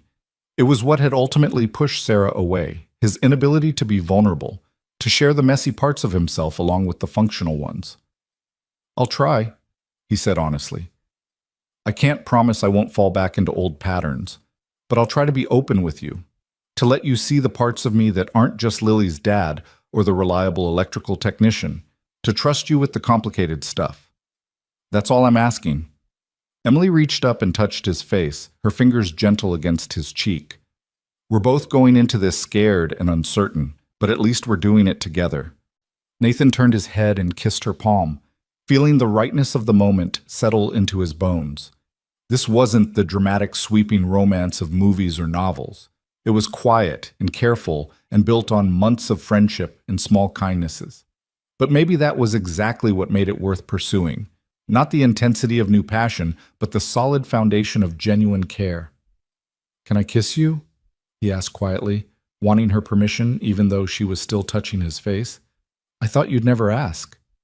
He leaned in slowly, giving her time to change her mind, to pull back, to decide this was too much too fast. But Emily met him halfway, her lips soft against his, the kiss gentle and exploratory rather than demanding. It tasted like possibility and Thai food and the particular relief that comes from finally acknowledging something you've been avoiding for too long. When they pulled apart, Nathan rested his forehead against hers again, both of them breathing slightly harder. "That was nice," Emily whispered. "Yeah." Nathan couldn't help smiling. It really was. They spent the rest of the evening on her couch, talking about everything and nothing, sharing the details of their lives that had somehow never come up in casual hallway conversations. Emily told him about growing up in Portland with 3 older brothers who'd simultaneously protected and tormented her. Nathan shared stories about his own childhood in Colorado, about his father's steady presence and his mother's fierce love. They talked about Sarah's departure and the particular loneliness of being left behind, about Emily's first semester of medical school when she'd seriously considered quitting because the workload felt impossible. "I called my dad at 2 in the morning, completely convinced I wasn't smart enough to be a doctor," Emily said, her head resting on Nathan's shoulder now, comfortable and close. "I was crying so hard I could barely speak. And you know what he said?" "What?" "He said, being smart enough isn't the question. The question is whether you care enough to keep going when things get hard." And I realized he was right. Intelligence matters, but caring matters more. The best doctors aren't always the smartest ones. They're the ones who remember that patients are people, not just problems to solve. Nathan pressed a kiss to the top of her head, breathing in the scent of her shampoo, something floral and clean. "That's why you're going to be an incredible doctor. You see people, not just symptoms." "I hope so. Some days I feel like I'm just stumbling through, hoping I don't hurt anyone while I figure out what I'm doing." "Welcome to parenthood. That's basically my entire existence." Emily laughed, the sound warm against his chest. "We're quite a pair, aren't we? Both terrified we're going to mess up the things that matter most." "At least we can be terrified together." Nathan glanced at his phone and saw it was nearly 11. He should get back to check on Lily and let Marcus go home. But leaving felt wrong, like stepping away from something fragile that needed protection and attention to survive. Emily must have sensed his hesitation because she sat up and gave him a gentle smile. "Go check on Lily. Make sure Marcus hasn't taught her any bad habits." "He definitely has. That man has no concept of appropriate bedtime protocols." "Then you better get over there before she's convinced bedtime is just a suggestion." Emily walked him to the door, her hand still holding his. "Nathan, thank you for being brave enough to try this. I know it's not easy for you. Thank you for being patient with my fear, and for not giving up on me when I was being an idiot. Well, you're my favorite idiot." She kissed him once more, brief and sweet. "Text me tomorrow?" "Definitely." Nathan crossed the hallway feeling lighter than he had in months, maybe years. When he opened his apartment door, he found Marcus sprawled on the couch watching late-night television with the volume low. "She asleep?" Nathan asked quietly. "Out cold by 8:45. We played 3 rounds of Candyland, read 4 books, and she tried to negotiate for a pet hamster. I told her she'd have to take that up with you." Marcus sat up and studied Nathan's face with a knowing smile. "So, how'd it go?" "We're going to try, slowly, carefully, but we're going to try." "Good. It's about time." Marcus stood and grabbed his jacket from the chair. "She's a good woman, Nathan. Don't overthink this to death. Sometimes you just have to trust that things will work out." After Marcus left, Nathan checked on Lily. She'd kicked off her blankets as usual, and he tucked them back around her gently. Then he stood in his darkened living room looking at the thin strip of light visible under Emily's door across the hall. Everything had shifted in the course of a single evening. The careful distance he'd maintained, the walls he'd built to protect himself and his daughter, the routine that had felt so essential, all of it suddenly seemed less important than the possibility of building something real with someone who already understood what mattered most. His phone buzzed with a text from Emily. "Still can't quite believe this is happening. Sleep well, Nathan." He typed back, "Me either, but I'm glad it is. Good night, Em."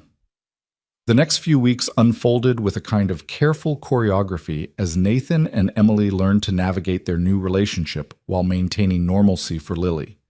They stole moments together when they could, coffee dates at 5:30 in the morning before Nathan had to get Lily ready for school, late-night conversations in the hallway after his daughter was asleep, quick kisses when they passed each other in the parking lot. It felt like being a teenager again, this sneaking around, except they weren't hiding from parents, but from a 6-year-old who would definitely ask questions if she noticed the shift in dynamics. Emily was patient with Nathan's need for discretion, understanding his desire to be certain before changing Lily's understanding of their relationship. But Nathan could see moments when the hiding wore on her, when she'd have to maintain careful distance during conversations with Lily present, when she couldn't reach for his hand the way she obviously wanted to, when the wall between their apartments felt like a barrier rather than just a boundary. "I hate this part," Emily admitted one evening as they sat on her couch after Lily was asleep. It had been 3 weeks since their first real conversation, 3 weeks of stolen moments and careful affection. "I hate pretending we're just neighbors when I want to hold your hand in front of her. I hate editing myself around Lily when she's one of my favorite people." Nathan pulled her closer, pressing a kiss to her temple. "I know. I hate it too. But I need to be sure, Em. I need to know we're stable before we change what Lily understands about us. And what would make you sure? What's the threshold we need to cross?" It was a fair question, and Nathan had been wrestling with it himself. When would he know? How many dates? How many conversations? How much time had to pass before he could trust that this was real and lasting? The truth was, there was no formula, no clear answer. At some point, he'd have to take a leap of faith.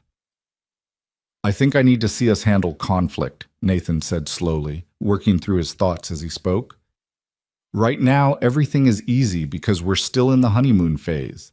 But what happens when we disagree about something important? What happens when your schedule conflicts with my time with Lily? What happens when the reality of dating a single parent stops being sweet and starts being inconvenient?" Emily was quiet for a moment, her fingers tracing patterns on his arm. "You're waiting for me to prove I won't leave." "No." "Yes. Maybe." Nathan sighed, frustrated with himself. "I'm sorry. I know that's not fair to you. You're not Sarah. But I can't stop thinking about how excited Lily was when Sarah and I first got together. How much she'll invest if we tell her we're dating, and how destroyed she'll be if this doesn't work out." "Nathan, look at me." Emily sat up and turned to face him directly. "I understand your fear, I really do. But at some point you're going to have to trust me.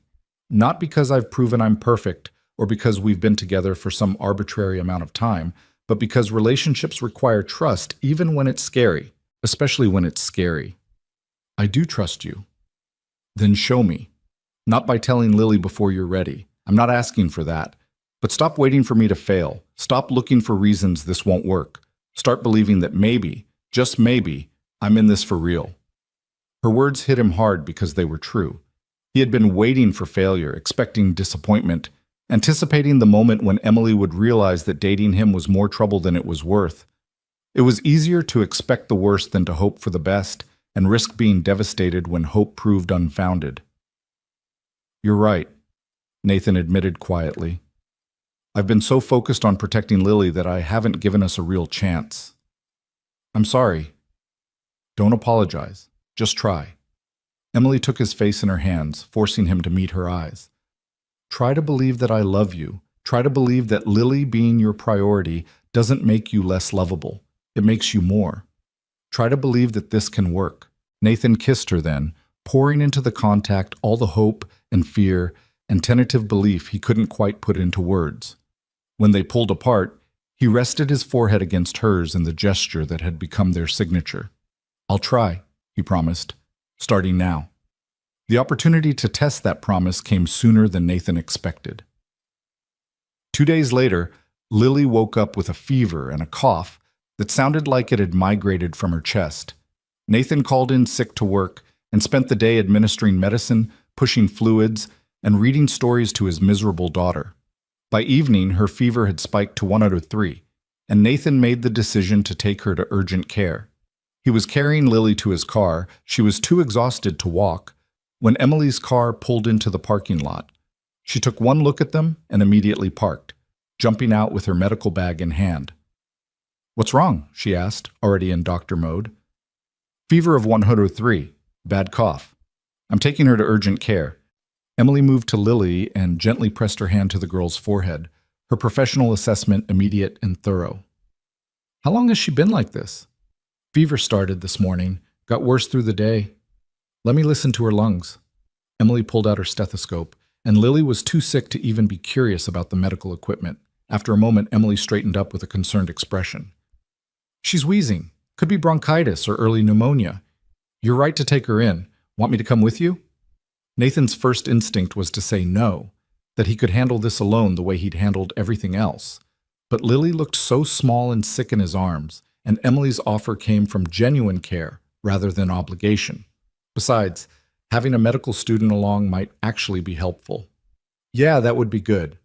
They piled into Nathan's car, Emily in the back seat with Lily's head resting on her lap while Nathan drove to the nearest urgent care facility. During the drive, Emily kept up a gentle stream of conversation with Lily, distracting her from feeling miserable by asking about school and friends and what story she wanted to hear when she felt better. Miss Emily, why are you here? Lily asked at one point, her voice hoarse and tired. Because your dad's my friend, and friends help each other when things are hard. Plus, I know some stuff about medicine that might be useful. Are you going to be my doctor? No, sweetie, I'm still learning to be a doctor, but I'll stay with you and your dad until we know you're going to be okay. The urgent care wait was long and uncomfortable. Nathan filled out paperwork while Emily sat with Lily, keeping her calm and distracted. When they were finally called back, Emily asked intelligent questions of the attending physician, translated medical jargon for Nathan, and advocated for Lily in ways that made Nathan realize how out of his depth he usually felt in medical settings. The diagnosis was bronchitis, treatable with antibiotics and rest. By the time they made it back to the apartment complex at nearly 11 at night, Lily was medicated and already feeling slightly better. Nathan carried her upstairs while Emily grabbed the pharmacy bags, and they worked together to get Lily settled into bed with medicine administered and cool cloths ready in case the fever spiked again. Thank you, Nathan said once they were back in his living room, his voice rough with exhaustion and emotion. I couldn't have done that alone. Or I could have, but it would have been so much harder. Emily stepped into his space and wrapped her arms around him, offering comfort he hadn't realized he desperately needed. You don't have to do things alone anymore. That's what this is, letting someone help carry the weight. Nathan held her tightly, breathing in her presence and allowing himself to lean on her strength. This was what partnership looked like. Not grand gestures or dramatic declarations, but showing up when things were hard, offering support without being asked, staying present even when the situation was messy and inconvenient. Emily had proven something tonight that no amount of careful dating could have demonstrated, that she was willing to be there not just for the easy moments, but for the difficult ones too. Stay, he said quietly, the word barely above a whisper. Just for a little while. I don't want to be alone right now. Okay. They moved to the couch, and Nathan pulled Emily close, her head resting on his chest while his hand ran through her hair. The television played quietly in the background, some late-night show neither of them was really watching. Every 15 minutes, Nathan got up to check on Lily, and each time he returned, Emily was waiting for him with patient understanding. This is what it would be like, Nathan said during one of his returns from Lily's room. If we do this for real, this is what you're signing up for. Interrupted sleep, sick kids, plans that get canceled at the last minute. This is the reality of my life. I know, and I'm still here. Emily sat up and took his hand, her expression serious. Nathan, I need you to understand something.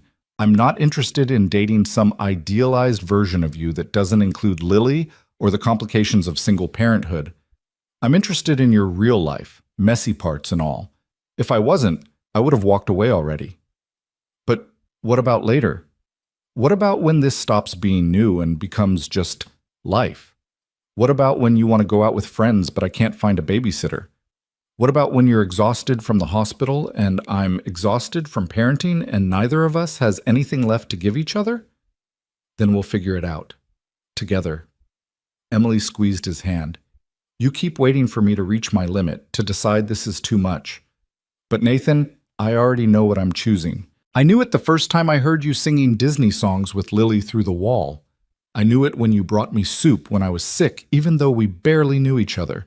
I knew it every single time I watched you put your daughter first without hesitation. That's not something I'm trying to compete with. That's something I admire about you."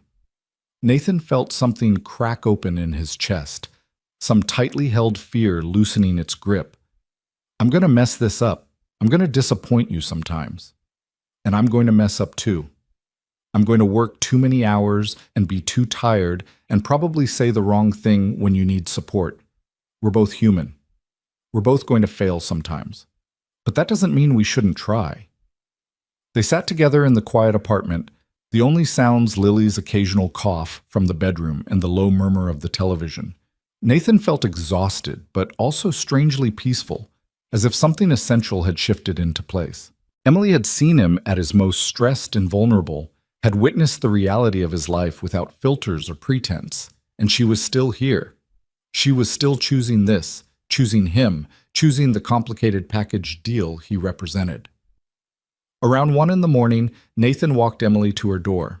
She had an early shift at the hospital in just a few hours, and he needed to get some sleep before Lily woke up needing attention.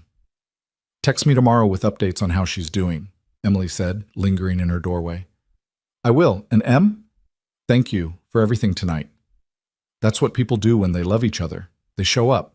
She kissed him softly, then pulled back with a small smile. "Get some sleep.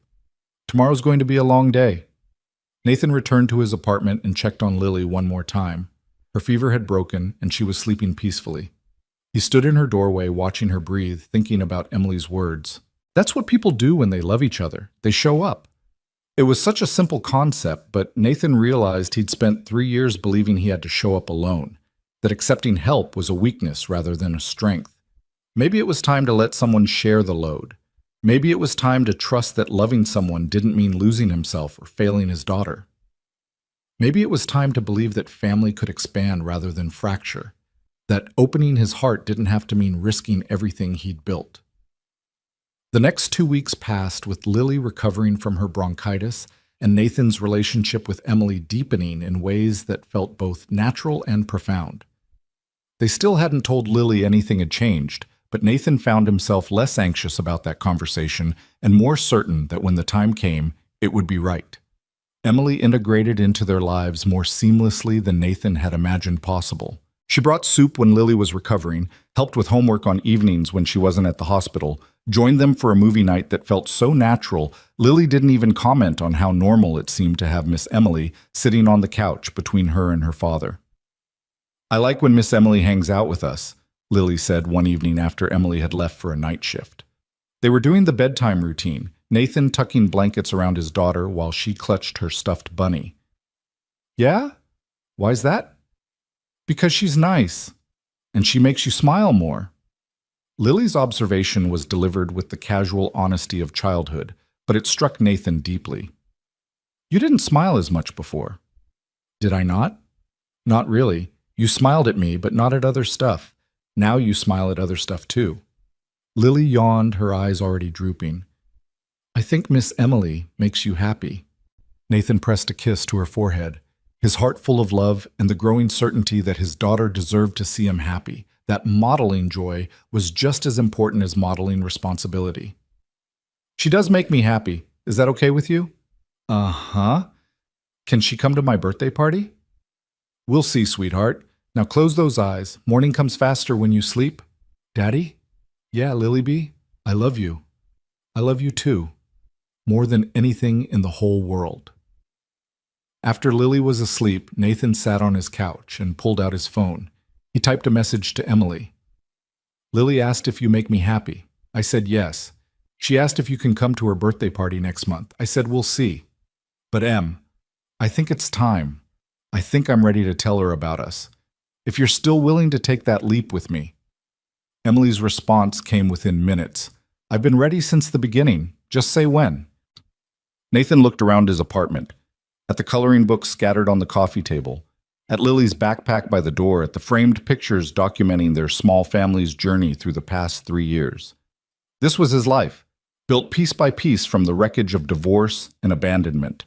It was small and simple and entirely focused on one little girl who deserved everything good the world had to offer. But maybe it could be bigger. Maybe there was room for more than just survival and routine. Maybe love didn't have to mean risk and loss. Maybe sometimes it meant addition, expansion, The beautiful complication of letting someone new into the spaces you'd protected for so long. He typed back to Emily, "Soon, let's do this soon." The question of when and how to tell Lily consumed Nathan's thoughts over the following days. He discussed it with Emily during their late-night conversations, weighing different approaches and trying to anticipate his daughter's reaction. They could sit her down formally, treat it like an announcement that required her approval. Or they could let it happen naturally, allow Lily to notice the shift in their relationship and ask questions on her own terms. Neither option felt entirely right, and Nathan found himself paralyzed by the weight of getting this moment perfect. "You're overthinking this," Emily said one evening as they sat in her apartment sharing takeout after Lily had gone to bed. "Kids are perceptive. She probably already knows something has changed between us." "She's 6. How would she know?" "Because you look at me differently now. Because we're more careful about not touching in front of her, which is actually more obvious than if we were just natural about it. Because children notice everything, especially changes in their parents." Emily set down her chopsticks and gave him a pointed look. "You're acting like this is some massive revelation that will shatter her world. But Nathan, we're not strangers. I've been part of her life for almost a year. This is just giving a name to something that already exists." Nathan wanted to believe that. Wanted to trust that the transition would be as simple as Emily made it sound. But he kept thinking about the morning Sarah left, about the confusion on 3-year-old Lily's face when she'd asked where Mommy was, and Nathan had fumbled through an explanation about Mommy needing to go away for a while. That while had stretched into years, and Lily had learned not to ask when Mommy was coming back. What if telling her about Emily somehow brought back that abandonment, made her fear that people she loved would always leave? "What if she thinks you're trying to replace Sarah?" Nathan asked quietly. "What if she resents you for it?" "Then we'll talk to her about it. We'll reassure her that I'm not trying to be her mother, that no one can replace Sarah no matter how absent she's been.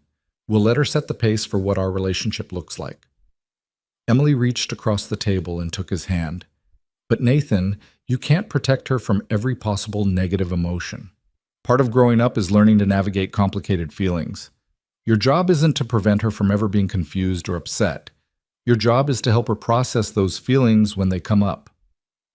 "When did you get so wise about parenting? You don't even have kids." "I have 3 nephews and a lot of experience watching my brothers navigate co-parenting after divorces. Plus, medical school teaches you that you can't control outcomes. You can only create the best conditions possible and hope things work out." Emily squeezed his hand gently. "We're creating good conditions, Nathan. We're being thoughtful and careful. We love each other, and we both love Lily. That's a pretty solid foundation." That weekend, Nathan decided to test the waters without making any formal announcements. He invited Emily to join them for their Saturday morning routine, pancakes and a trip to the park. It was something they'd done casually before, but this time Nathan allowed himself to be more natural, to let his affection for Emily show in small ways. He sat closer to her at breakfast, laughed more freely at her jokes, touched her shoulder when passing by in the kitchen. Lily noticed immediately. Nathan could see the wheels turning in her 6-year-old brain as she watched them interact, her eyes moving between her father and Emily with dawning curiosity. But she didn't say anything, just ate her pancakes and chattered about wanting to go on the swings first when they got to the park. At the park, Emily pushed Lily on the swings while Nathan stood nearby watching them. His daughter's laughter rang out clear and bright, and Emily's face was lit with genuine joy as she exaggerated her pushes and made silly comments about Lily flying to the moon. They looked right together, Nathan thought. They looked like family. "Higher, Miss Emily. Push me higher." "Any higher and you'll need a pilot's license," Emily called back, but she pushed harder anyway, and Lily shrieked with delight. Nathan pulled out his phone and snapped a picture without thinking. Lily mid-swing with her hair streaming behind her, Emily grinning in the background. It was a moment of pure happiness, uncomplicated and real, and Nathan wanted to preserve it. He looked at the photo on his screen and realized this was what he wanted more of. Not grand gestures or perfect moments, but simple joy shared with people he loved. After the swings, they walked to the duck pond. Lily ran ahead with the bag of breadcrumbs they'd brought, leaving Nathan and Emily trailing behind. Emily slipped her hand into his, and for a moment Nathan tensed, aware of Lily just yards ahead. But his daughter was too focused on the ducks to notice, and gradually Nathan relaxed into the contact. "This feels normal," Emily said quietly. The three of us together like this. It feels right. It does. Nathan squeezed her hand. I've been so worried about changing her world, but maybe I've been changing it all along without realizing it. Maybe you've been part of our family for longer than I wanted to admit. They reached the pond where Lily was already tossing bread to eager ducks. She turned and waved at them, her face bright with excitement. Daddy, look! There's a baby duck. It's so tiny. Nathan and Emily joined her at the pond's edge, and they spent the next 20 minutes watching Lily interact with the ducks, offering her facts about the different species and laughing at her running commentary about their personalities. It was such an ordinary afternoon, the kind of Saturday Nathan had experienced hundreds of times with his daughter. But Emily's presence transformed it into something richer, fuller, like a photograph that had been black and white suddenly developing color. On the drive home, Lily sat in the back seat humming to herself, tired but content. Emily rode in the passenger seat, her hand resting on the console where Nathan could reach it at stoplights. Everything felt suspended in possibility, like they were all holding their breath waiting for something significant to shift. That shift came as they pulled into the apartment complex parking lot. Lily had gone quiet, and when Nathan glanced in the rearview mirror, he saw her staring at the back of Emily's head with an expression of intense concentration. Miss Emily? Lily's voice was small and uncertain. Yes, sweetie. Are you Daddy's girlfriend? The question hung in the car like a held note. Nathan's hands tightened on the steering wheel as he pulled into his parking space and put the car in park. He met Emily's eyes briefly. She gave him an encouraging nod, then turned in his seat to look at his daughter. What makes you ask that, Lily B? Lily picked at the edge of her car seat, suddenly shy. Emma at school says when grown-ups hold hands and smile at each other a lot, it means they're boyfriend and girlfriend. And you and Miss Emily hold hands sometimes. I saw you at the park. Nathan took a breath, understanding that this was the moment he'd been both anticipating and dreading. There was no going back from here, no way to deflect or delay. Lily had asked the question directly, and she deserved an honest answer. Can we talk about this inside? Nathan asked gently. I think this is an important conversation to have where we're comfortable. Lily nodded solemnly, and they all got out of the car. The walk up to the apartment felt longer than usual, each step weighted with significance. Once inside, Nathan guided Lily to the couch and sat beside her while Emily took the chair across from them, giving them space but remaining present. You're right, Nathan said, taking Lily's small hands in his. Emily and I are more than just friends. We care about each other in a special way, and we wanted to tell you about it when the time was right. Lily's eyes were huge and serious. So she is your girlfriend? Yes, she is. How do you feel about that? Lily was quiet for a long moment, processing. Nathan could see the emotions playing across her face. Surprise, curiosity, something that might have been worry. Finally, she looked past him to Emily. Miss Emily, do you love my daddy? Emily leaned forward in her chair, meeting Lily's eyes with complete honesty. I do love your daddy. Very much. And do you love me too? I love you too, Lily. I have since the first time we made cookies together, and you told me all about your unicorn collection. You're one of my favorite people in the whole world. Lily turned back to Nathan, her small forehead creased with thought. Is Miss Emily going to be my new mommy? Nathan felt his heart constrict. This was the question he'd feared most, the complication he'd tried to prepare for but didn't know how to navigate. No, sweetheart. Emily isn't trying to be your mommy. You have a mommy, even if she's not here very much. Emily is just Emily, someone who cares about both of us and wants to spend time with us.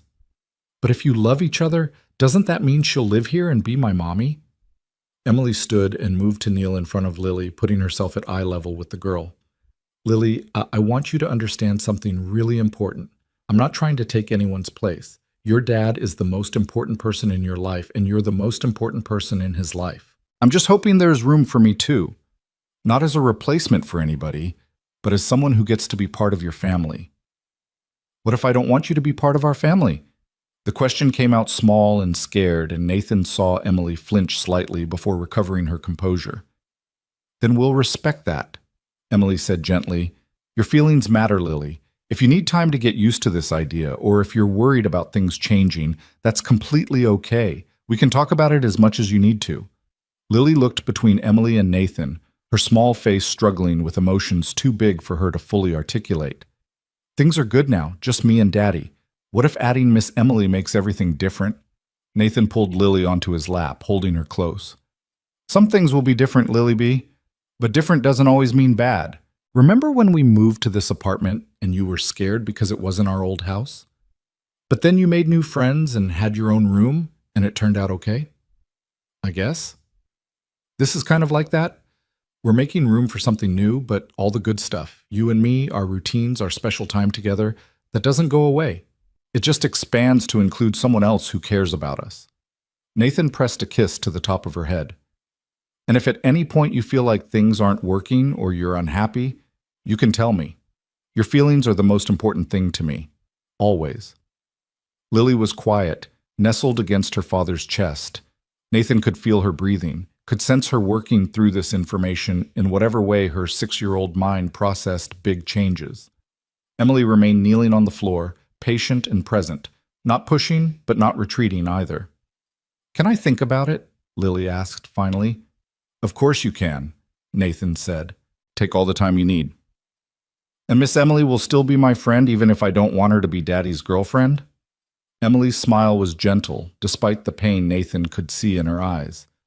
I'll always be your friend, Lily, no matter what. That's a promise. Lily nodded and slipped off Nathan's lap. I'm going to go play in my room now. Is that okay? That's fine, sweetheart. They watched Lily disappear down the hallway to her bedroom, heard the door close softly behind her. The silence that followed felt heavy and complicated. Nathan looked at Emily, still kneeling on the floor, and saw her struggling to maintain her composure. That went well, Emily said, but her voice wavered slightly. All things considered. Nathan moved to join her on the floor, pulling her into his arms. I'm sorry. I knew she might need time to adjust, but hearing her say she might not want you as part of our family, that had to hurt. It did, but she's allowed to feel uncertain. She's allowed to be protective of what she has with you. Emily pulled back and wiped at her eyes, frustrated with her own tears. I just hope she comes around. I hope she sees that I'm not trying to take anything from her, just add to what already exists.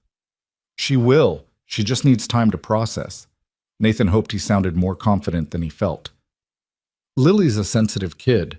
Big changes scare her, but she's also incredibly loving and open once she feels safe with something new.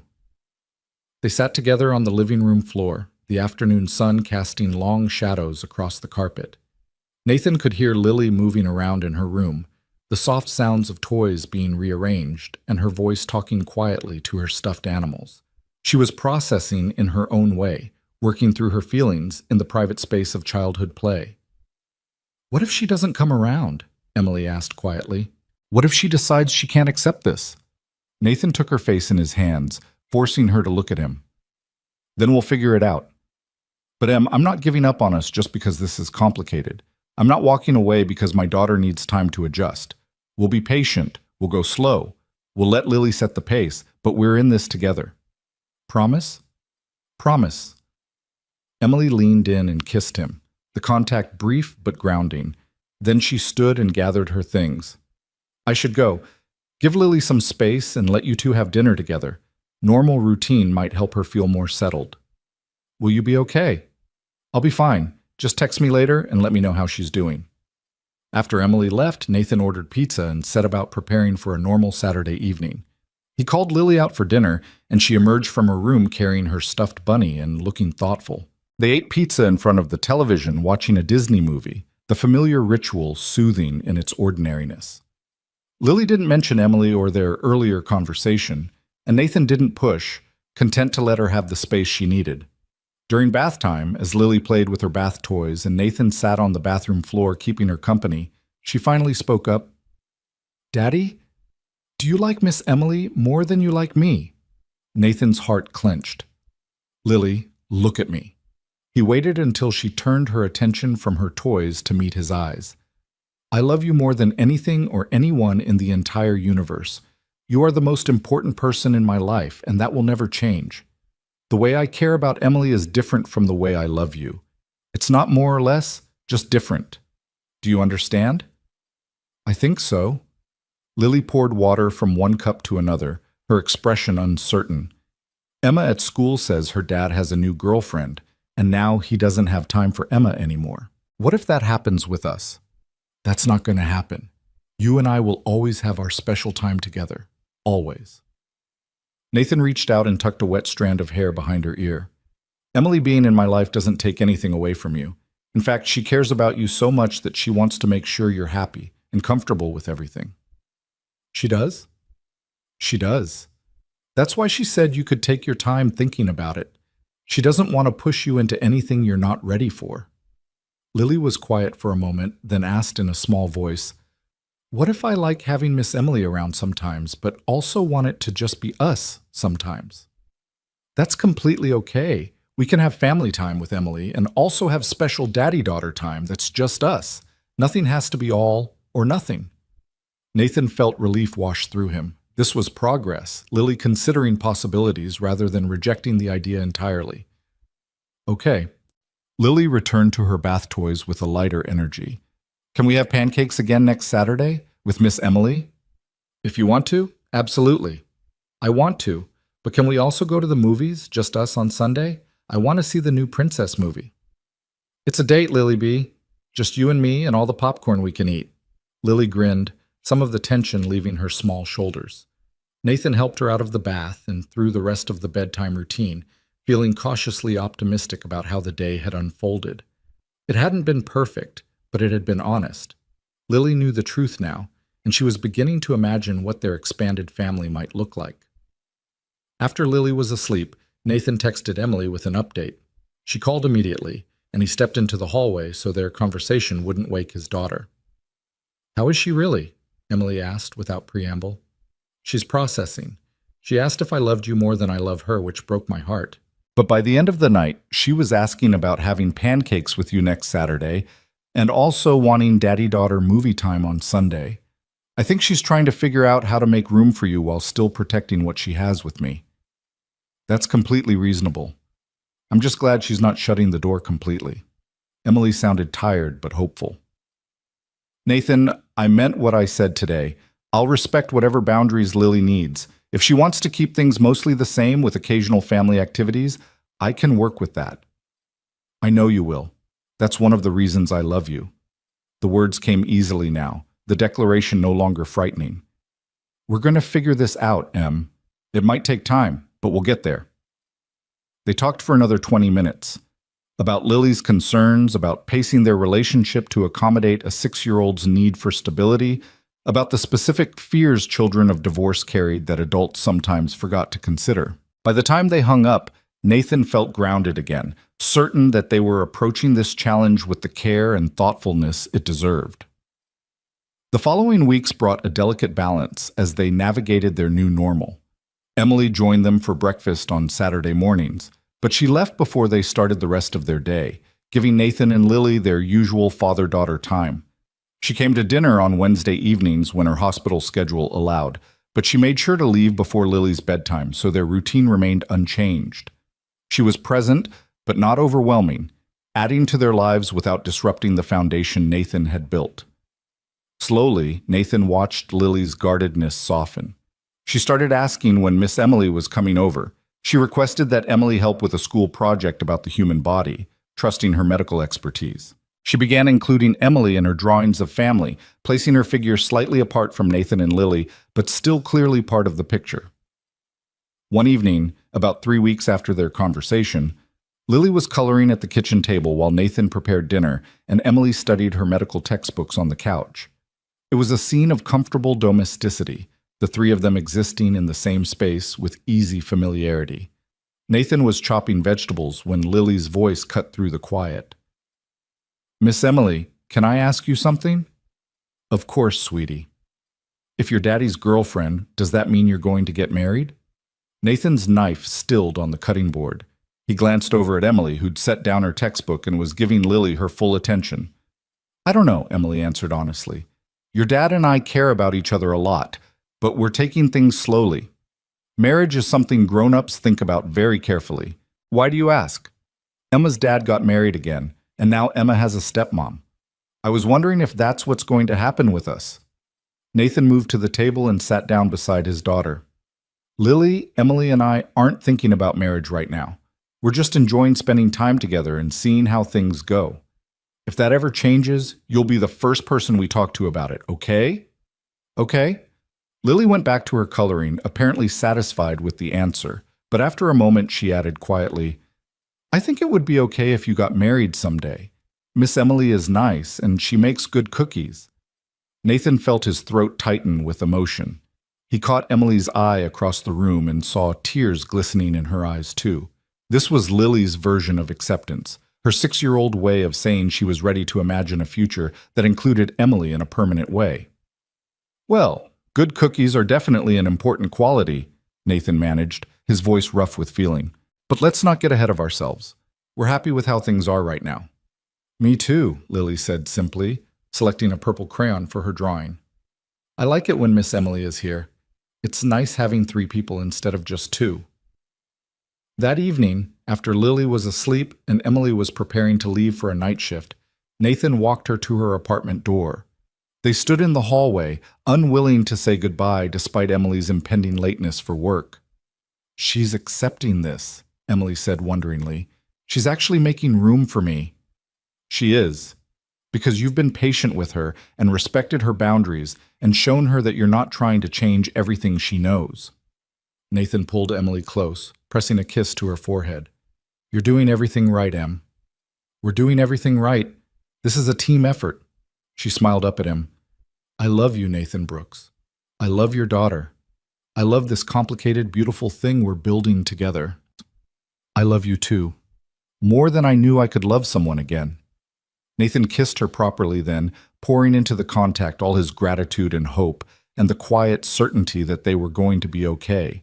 Now go to work before you're late, and I get blamed for making the hospital's best pediatrics resident miss her shift. I'm not the best. You are to us. Emily left with a smile that Nathan could still see in his mind as he returned to his apartment.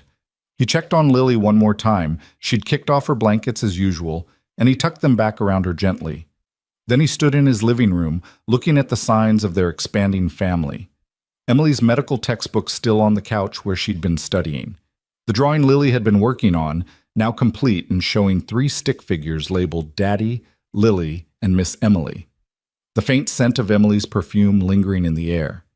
This was what love looked like when you built it carefully and deliberately. Not the passionate whirlwind of early romance, but the steady accumulation of shared moments and mutual care.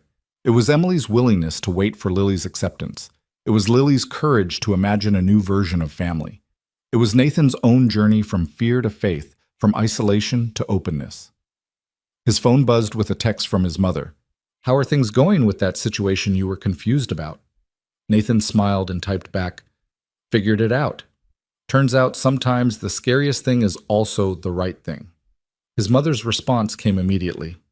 That's what being brave looks like. Proud of you, son. When do I get to meet her? Nathan looked at the drawing on the table again, at his daughter's innocent inclusion of Emily in their family portrait, and felt something settle into place. They weren't rushing toward anything, weren't forcing a timeline that didn't feel natural. They were simply allowing love to unfold at its own pace, creating space for it to grow strong and deep rather than hot and fast. Soon, he typed to his mother, when the time is right, you'll meet her soon. He set down his phone and moved to the window, looking out at the Denver skyline lit up against the night sky. Somewhere out there, Emily was beginning her shift at the hospital, caring for sick children with the same gentle patience she'd shown his daughter. Somewhere across town, Marcus was probably still awake, pleased that his intervention had led to something real. Somewhere in Florida, his mother was smiling and feeling hopeful about her son's future. And here, in this modest apartment that had seen so much heartbreak and healing, Nathan stood in the quiet darkness and allowed himself to believe in possibility again. The white shirt still hung in his closet, a reminder of the evening everything changed, of the courage it took to stop running and start reaching. He'd put it on thinking he was getting ready for a date with a stranger, never imagining he'd end the night discovering he was already in love with the woman next door. Life had a way of surprising you like that, Nathan thought. You made your plans and built your walls and convinced yourself you had everything figured out. And then someone knocked on your door asking your opinion about what shirt to wear, and suddenly everything you thought you knew shifted into something new and uncertain and infinitely more interesting. Nathan closed the curtains and moved through his apartment, turning off lights and preparing for bed. Tomorrow would bring its own challenges and joys. Sunday breakfast with Lily, that movie date they'd promised each other, maybe an afternoon text from Emily between her rounds at the hospital. The routine would continue, but it would continue with hope threaded through it now, with the knowledge that isolation was a choice rather than a requirement. He fell asleep thinking about Emily's smile, about Lily's growing acceptance, about the family they were becoming one careful day at a time.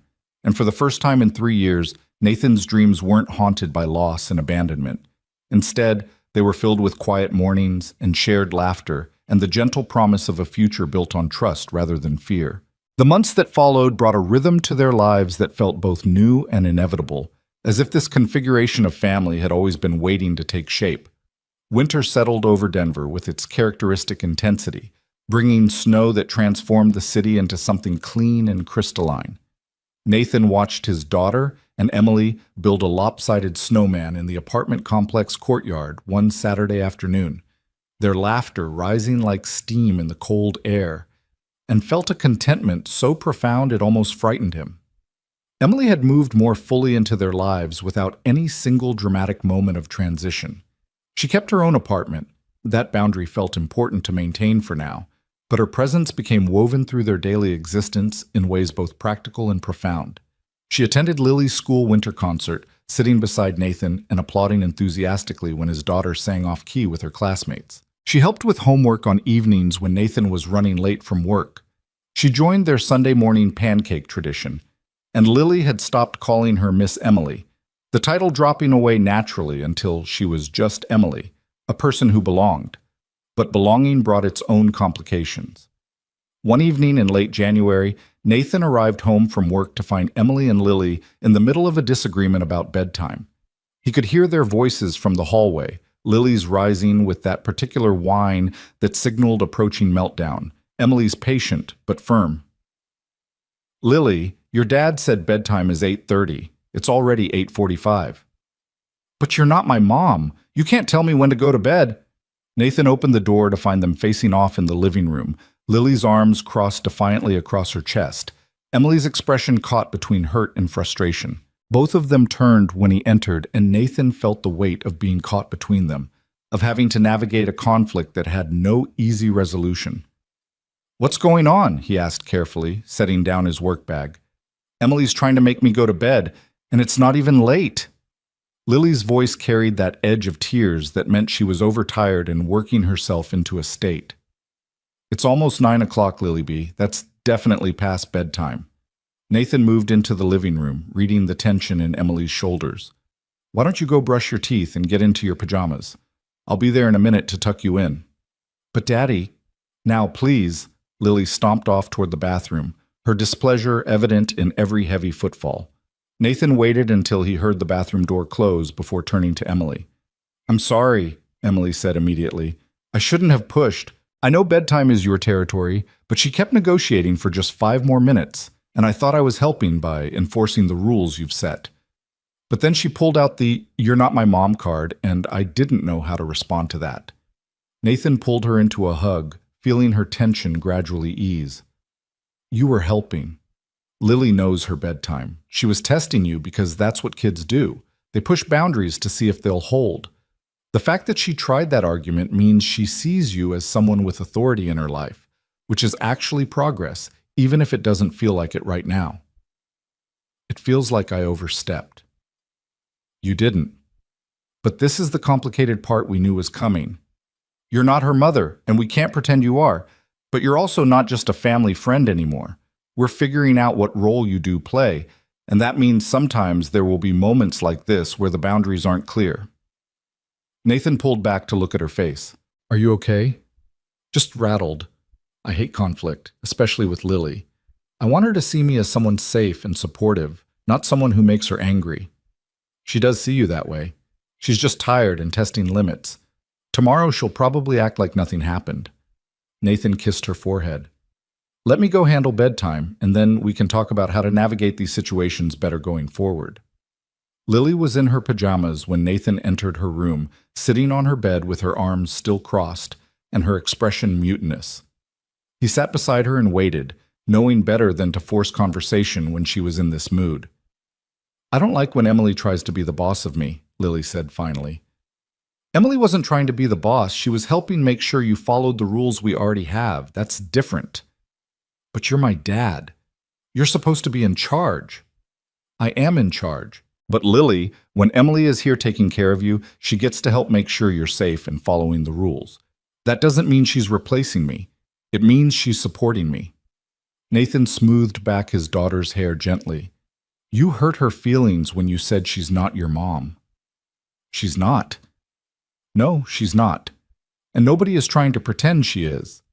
But she loves you and cares about you, and when you say things to hurt her, that makes her sad. Just like it makes you sad when someone says something mean to you. Lily's defiance crumbled slightly. I didn't mean to make her sad. I was just mad because I wasn't ready for bed yet. I know, sweetheart, but part of growing up is learning that even when we're mad, we need to be kind. Emily deserves kindness from you, especially because she's been so patient and caring with you.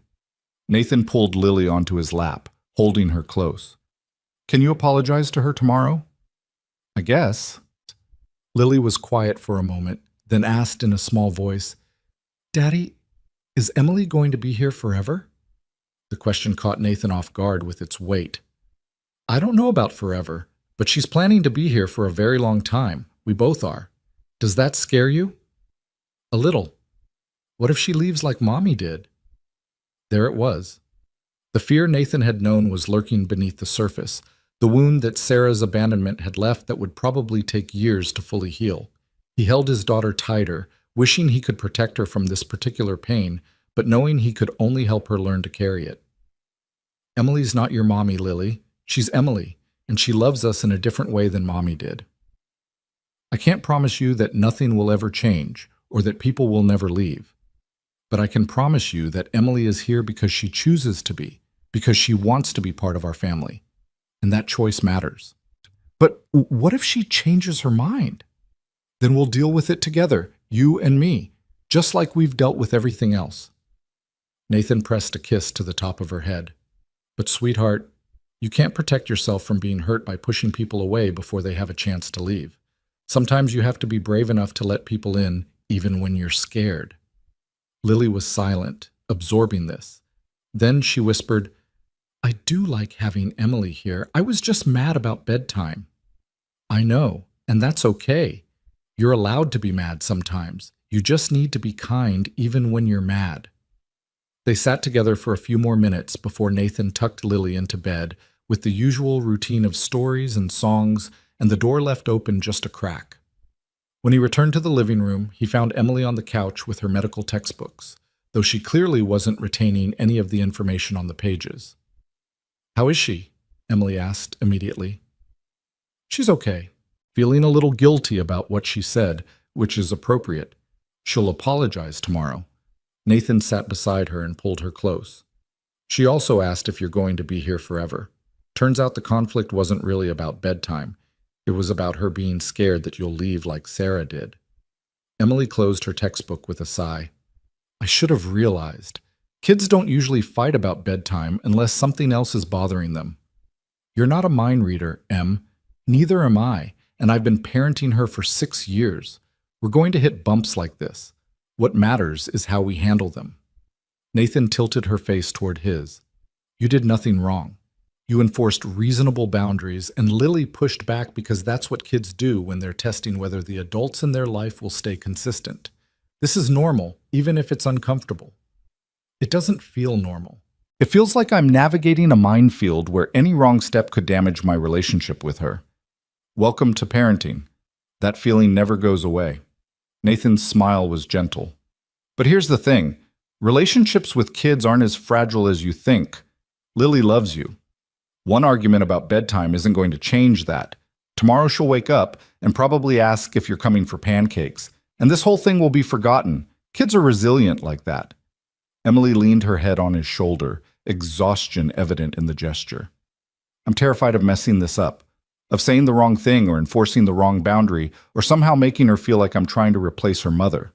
I want to be good at this, Nathan. I want to be someone she can count on. You already are.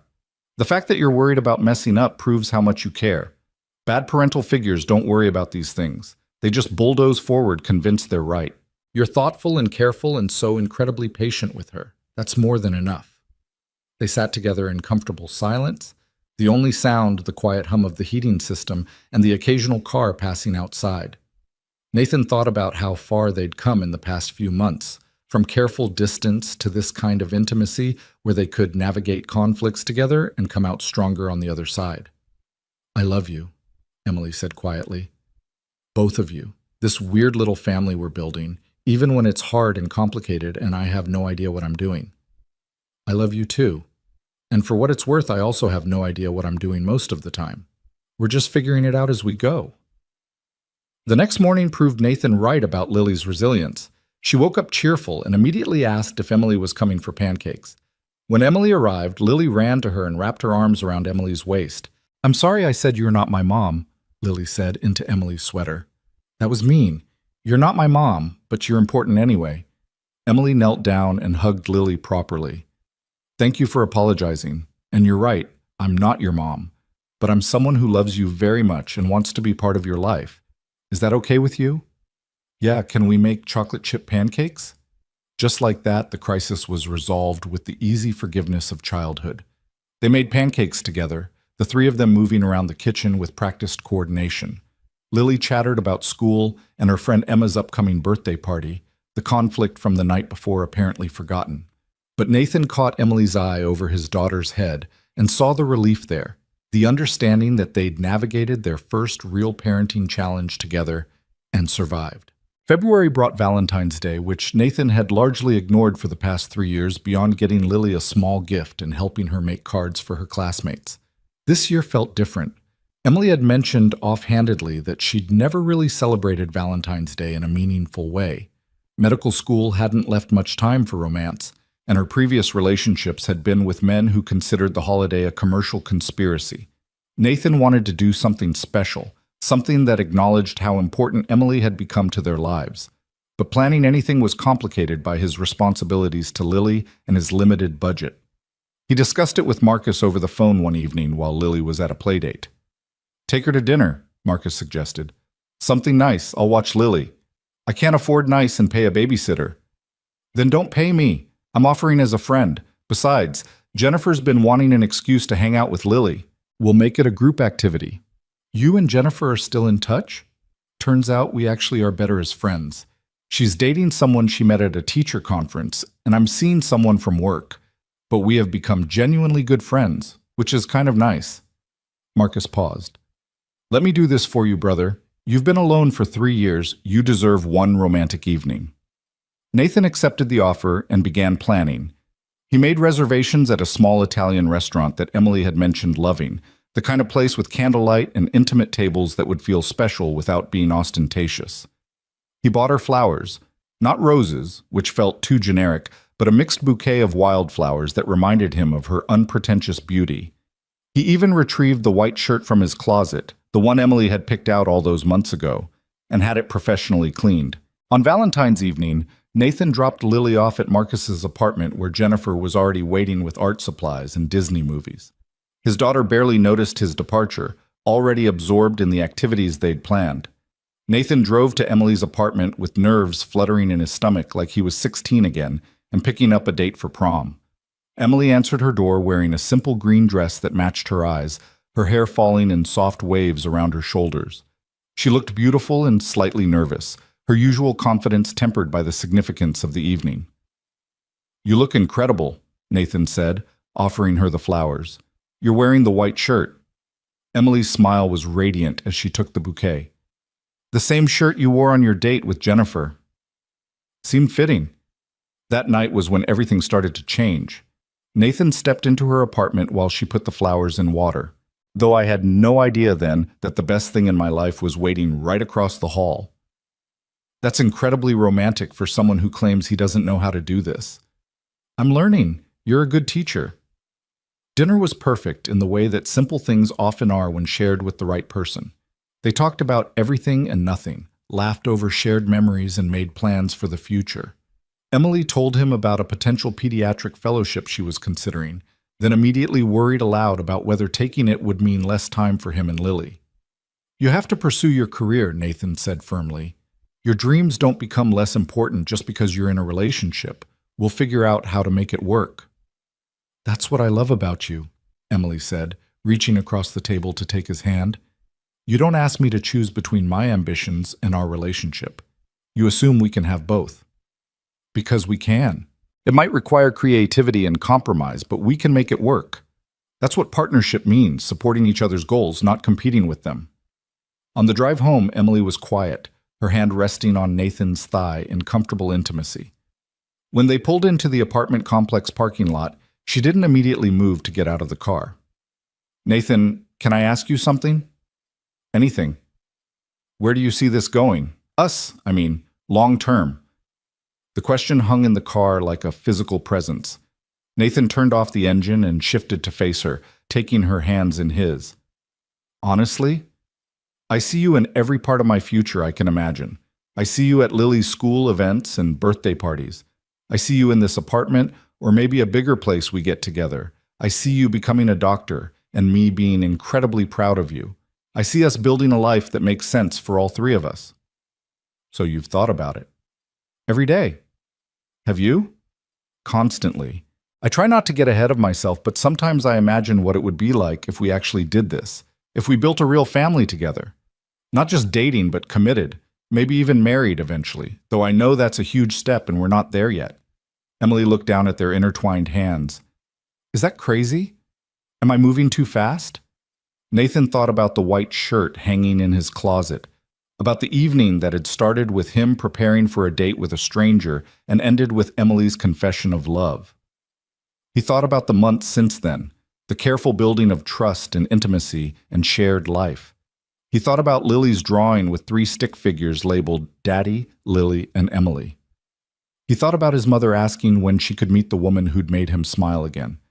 It's not crazy, he said quietly, and you're not moving too fast. If anything, I'm moving slow because I'm scared. But Em, I need you to know that when I imagine my future, you're in it. Not as a maybe or a possibility, but as a certainty. I want to build a life with you. I want Lily to have you as a constant presence, not just someone who might leave. I want us to be a family in every way that matters. Emily's eyes filled with tears. Are you saying what I think you're saying?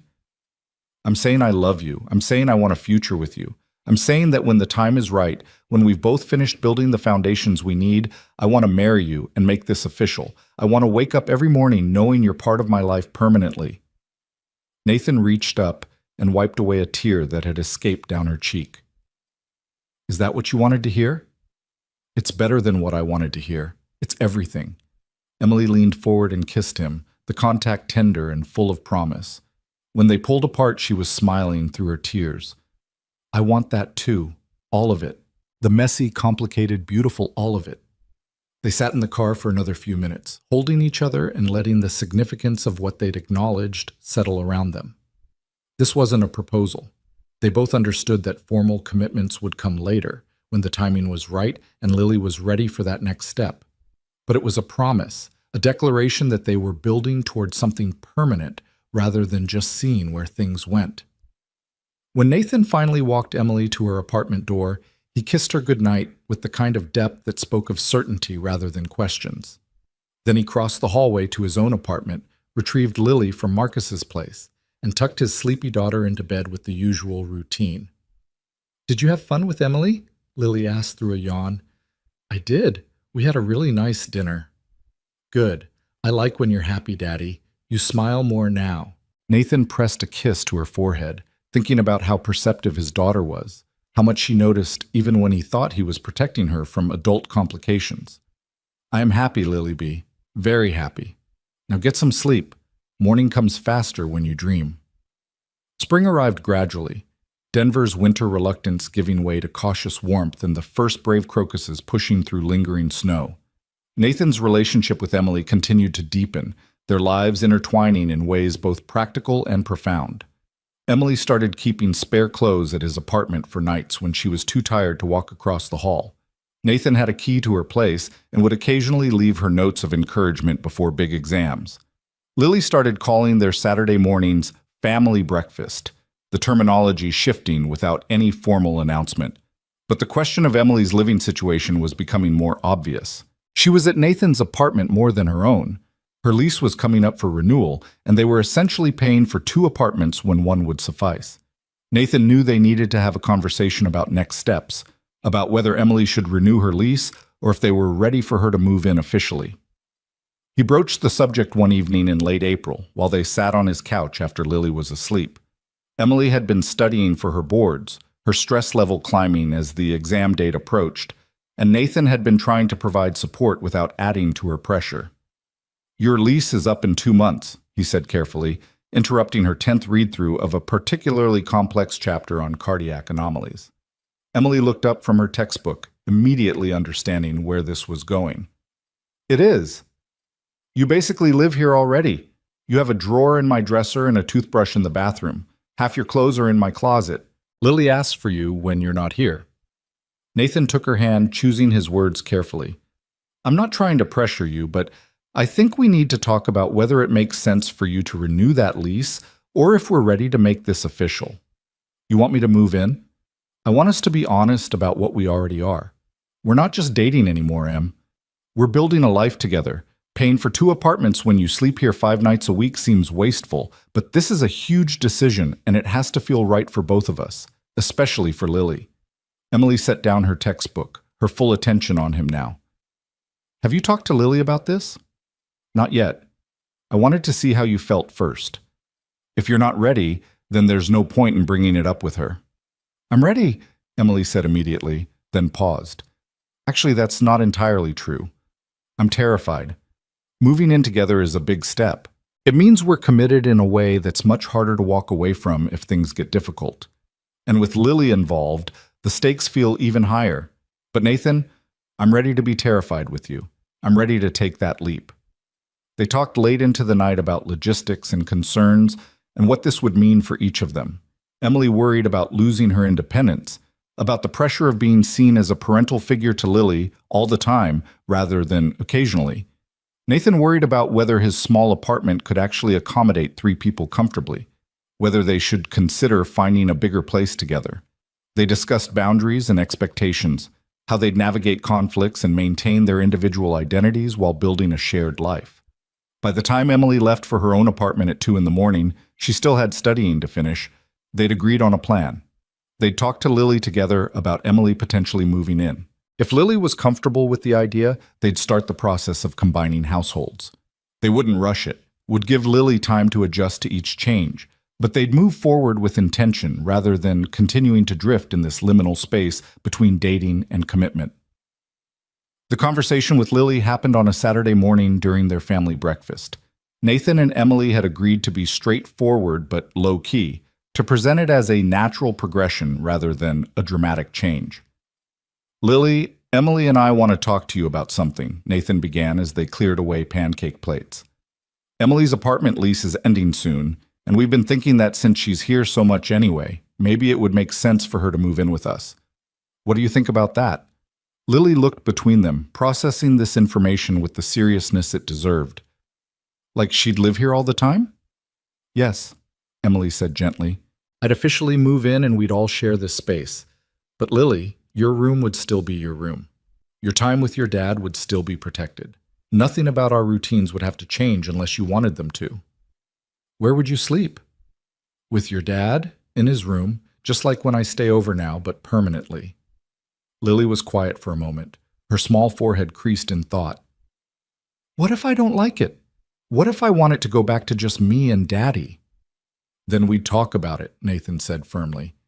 "Your feelings matter, Lily. If having Emily here all the time makes you uncomfortable, we need to know that. This is your home too." "But you want her to move in?"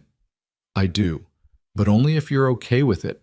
Emily and I are partners, and we want to build a life together. But you're part of that life, and your comfort and happiness are the most important things." Lily looked at Emily with an expression that reminded Nathan painfully of himself, cautious, weighing risk against reward, trying to protect a heart that had already been broken once. Emily, if you move in and then change your mind and leave, that would be really sad. Emily slid off her chair and knelt beside Lily, taking the girl's hands. You're right, it would be really sad. But Lily, I'm not planning to change my mind. I love your dad, and I love you. I want to be here for family breakfasts and helping with homework and watching you grow up. I want to be part of this family for real, not just visiting. Does that sound okay to you? I guess. Lily bit her lip, then added quietly, I like when you're here. The apartment feels more full. But what if my friends think it's weird that you live here, but you're not my mom? Then you can explain that families come in all different shapes, Nathan said. Some kids have two parents who live together. Some have parents who live apart. Some have step-parents or grandparents or other people who help take care of them. There's no one right way to be a family. Emma has a stepmom, Lily said thoughtfully. She says it was weird at first, but now it's normal. Is Emily going to be my stepmom? Nathan and Emily exchanged a glance. They'd discussed this possibility, but hadn't settled on terminology. Emily answered carefully, I think that's something we can figure out over time. Right now, I'm just Emily. If someday you want to think of me as a stepmom, that would be okay, but there's no pressure. I'm happy just being Emily who loves you and lives with you and helps take care of you. Lily nodded slowly. Okay, Emily can move in, but we're still doing family breakfast every Saturday, right? Absolutely, Nathan confirmed. That's non-negotiable.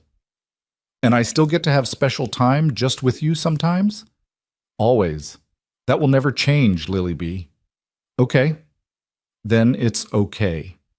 Lily hopped off her chair with the resilience of childhood, apparently considering the matter settled. Can we go to the park now? Just like that, the decision was made. Over the next 6 weeks, Emily gradually moved her belongings from her apartment across the hall into Nathan's space. They purged and reorganized, making room for Emily's medical textbooks and clothes and the small personal items that transformed the apartment from Nathan's space into their space. Lily helped enthusiastically, treating Emily's move as an extended project that involved lots of decisions about where things should go and whether they needed new furniture. The actual moving day in early June was chaotic and wonderful. Marcus and Jennifer came to help, along with 2 of Emily's med school friends.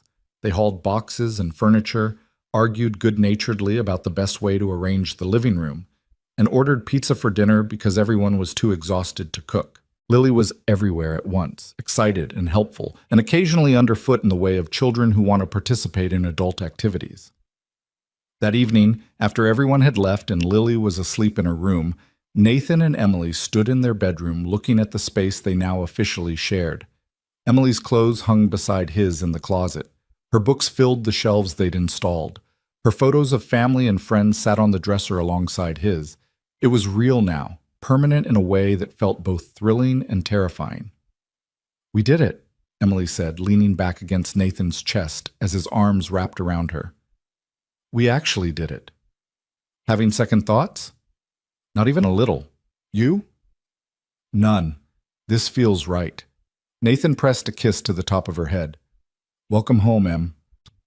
She turned in his arms and kissed him properly, the contact conveying everything they'd built together over the past year, trust and patience, and a love that had grown from friendship into something deeper and more enduring.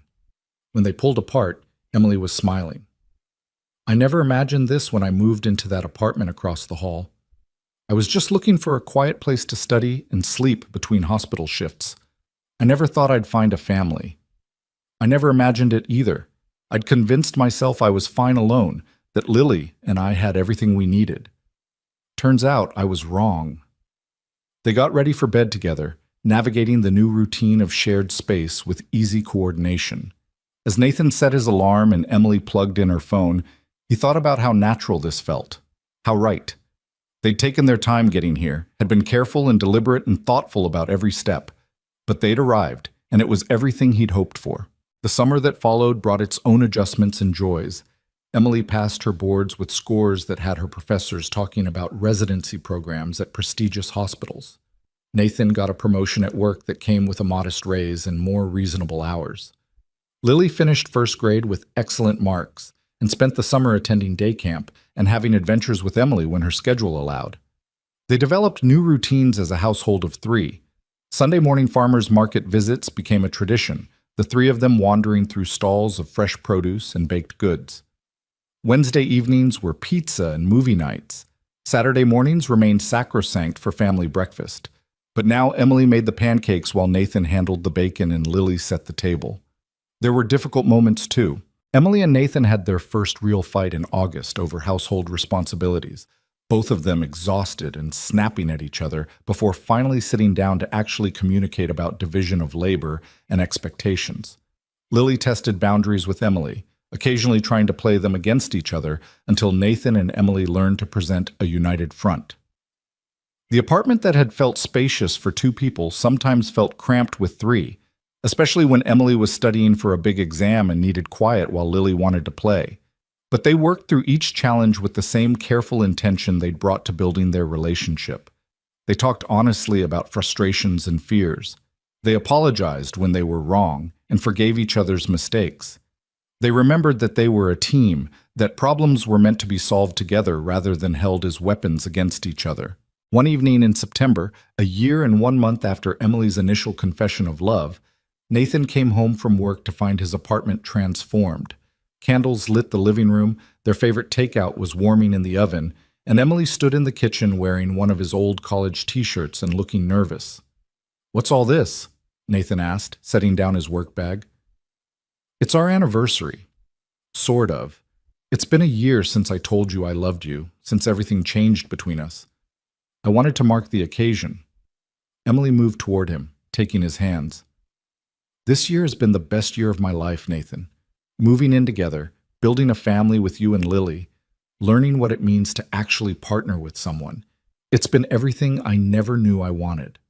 Nathan pulled her close, overwhelmed by love and gratitude for this woman who'd taken a chance on him when he was too scared to take chances on himself.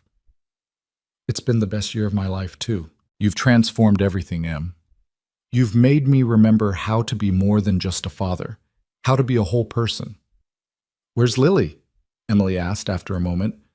"Marcus picked her up after camp. She's sleeping over at his place tonight. Apparently this was a coordinated effort." "I might have made some calls." Emily grinned. "I wanted us to have an evening just the two of us, to remember why we started this in the first place." They ate dinner by candlelight, talking and laughing and reminiscing about the past year. After they'd cleaned up, Nathan noticed Emily seemed nervous again, fidgeting with her napkin and avoiding his eyes. "You okay?" he asked. "Yeah, there's one more thing." Emily stood and disappeared into the bedroom, returning with a small wrapped box. "I got you something. It's probably silly, but I saw it and thought of you." Nathan unwrapped the box to find a framed photograph he'd never seen before. It was the picture he'd taken at the park last fall. Lily mid-swing with Emily grinning in the background. But Emily had found it on his phone and had it professionally printed and framed. Across the bottom, she'd written in her neat handwriting, "The moment I knew we were a family." Nathan felt his throat tighten.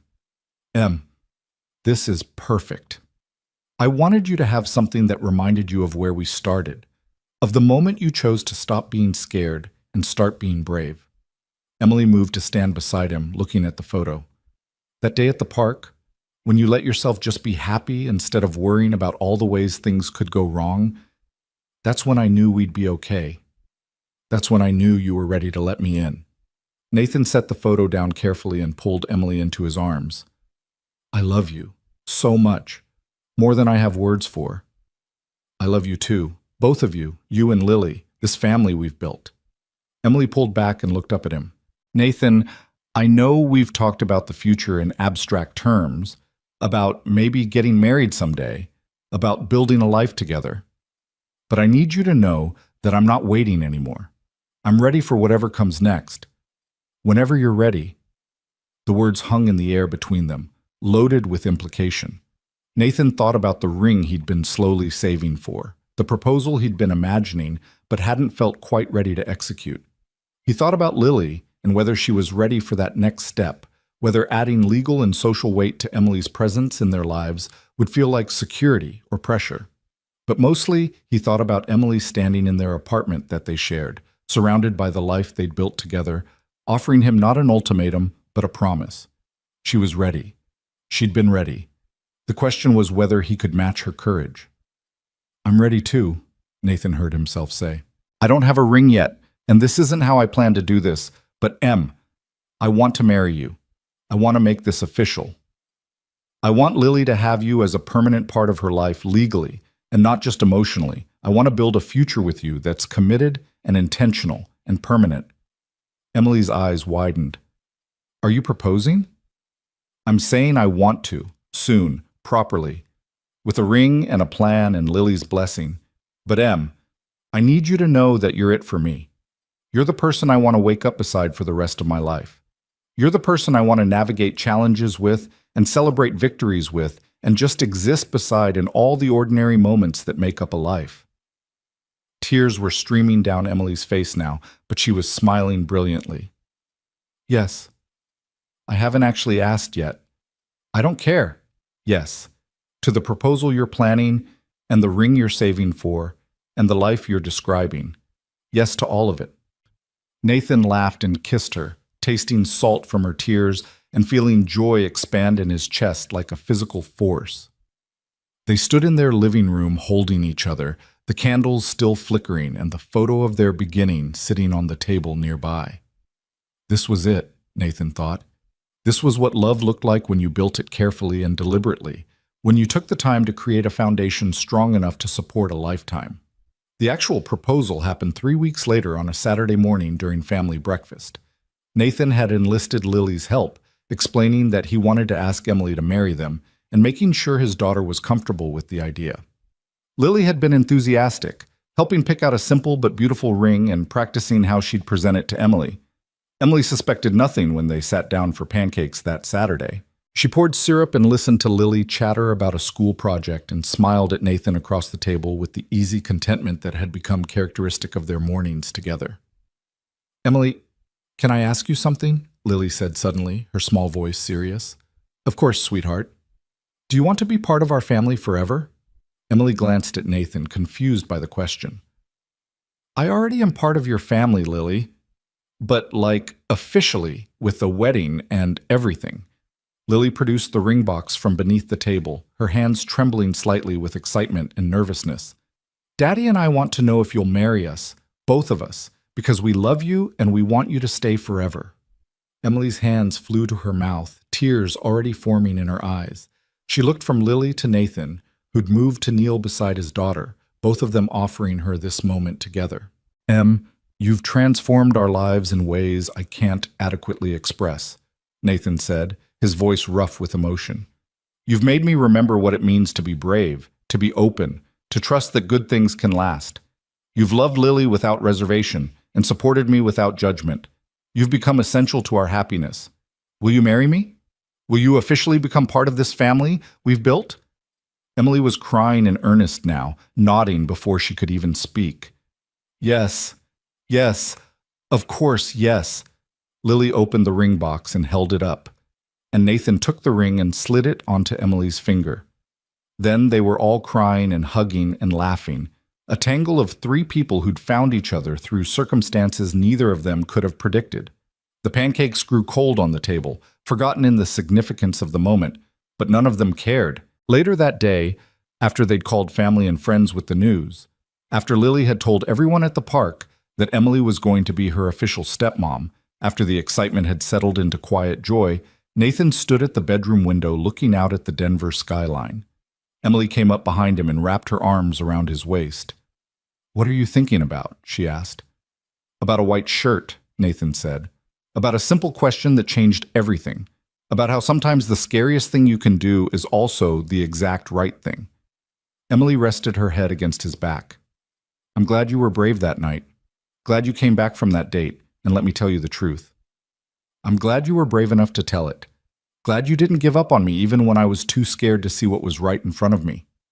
They stood together in comfortable silence, watching the sun set over the city they both loved. Somewhere down the hall, Lily was playing in her room, singing to herself in the unconscious way of happy children. The apartment around them was filled with signs of the life they'd built. Photos on the walls, books on the shelves, the comfortable clutter of people who'd stopped being careful about keeping separate spaces. This was family, Nathan thought. Not the version he'd planned or expected, but the one he'd been brave enough to create when he'd stopped protecting himself and started reaching for possibility. It had started with a neighbor asking his opinion about what shirt to wear, continued with a confession of love he wasn't ready to hear, and culminated in this moment of absolute certainty that he'd found exactly what he needed in the last place he thought to look. The white shirt still hung in the closet, a reminder of the night everything changed. Nathan wore it occasionally now, to dinner dates with Emily, to special occasions, to moments when he wanted to remember how far they'd come. It was just a shirt, simple cotton and buttons. But it represented the courage to try, the willingness to be vulnerable, the faith that love was worth the risk even when risk felt terrifying. Emily turned in his arms and kissed him softly. "I love you, Nathan Brooks. Thank you for letting me into your life." "I love you too. Thank you for being patient while I figured out how to let you in." From down the hall came Lily's voice calling for them, some urgent 6-year-old need that required immediate adult attention. They pulled apart with shared smiles and headed toward her room, moving as a unit the way they'd learned to do over months of practice. This was their life now. Ordinary moments and extraordinary love, shared responsibilities and mutual support. The beautiful complexity of 3 people choosing each other every single day. Nathan thought about the version of himself who'd stood in this apartment a year ago, lonely and scared and convinced that safety meant staying small. That man was gone, replaced by someone who understood that the greatest safety came not from avoiding risk, but from building something strong enough to withstand it. He'd learned that love wasn't the enemy of stability. It was the foundation of it. That opening your heart didn't make you weak, it made you whole. And it had all started with a simple question about what shirt to wear, asked to a neighbor he'd barely known was in love with him. Sometimes, Nathan thought as he settled onto Lily's floor to help with whatever project had captured her attention, the most important moments of your life announce themselves quietly, disguised as ordinary interactions that turned out to be anything but ordinary. You just had to be brave enough to recognize them and courageous enough to let them change you. The evening continued in its comfortable way, full of laughter and love, and the particular joy that comes from knowing you're exactly where you're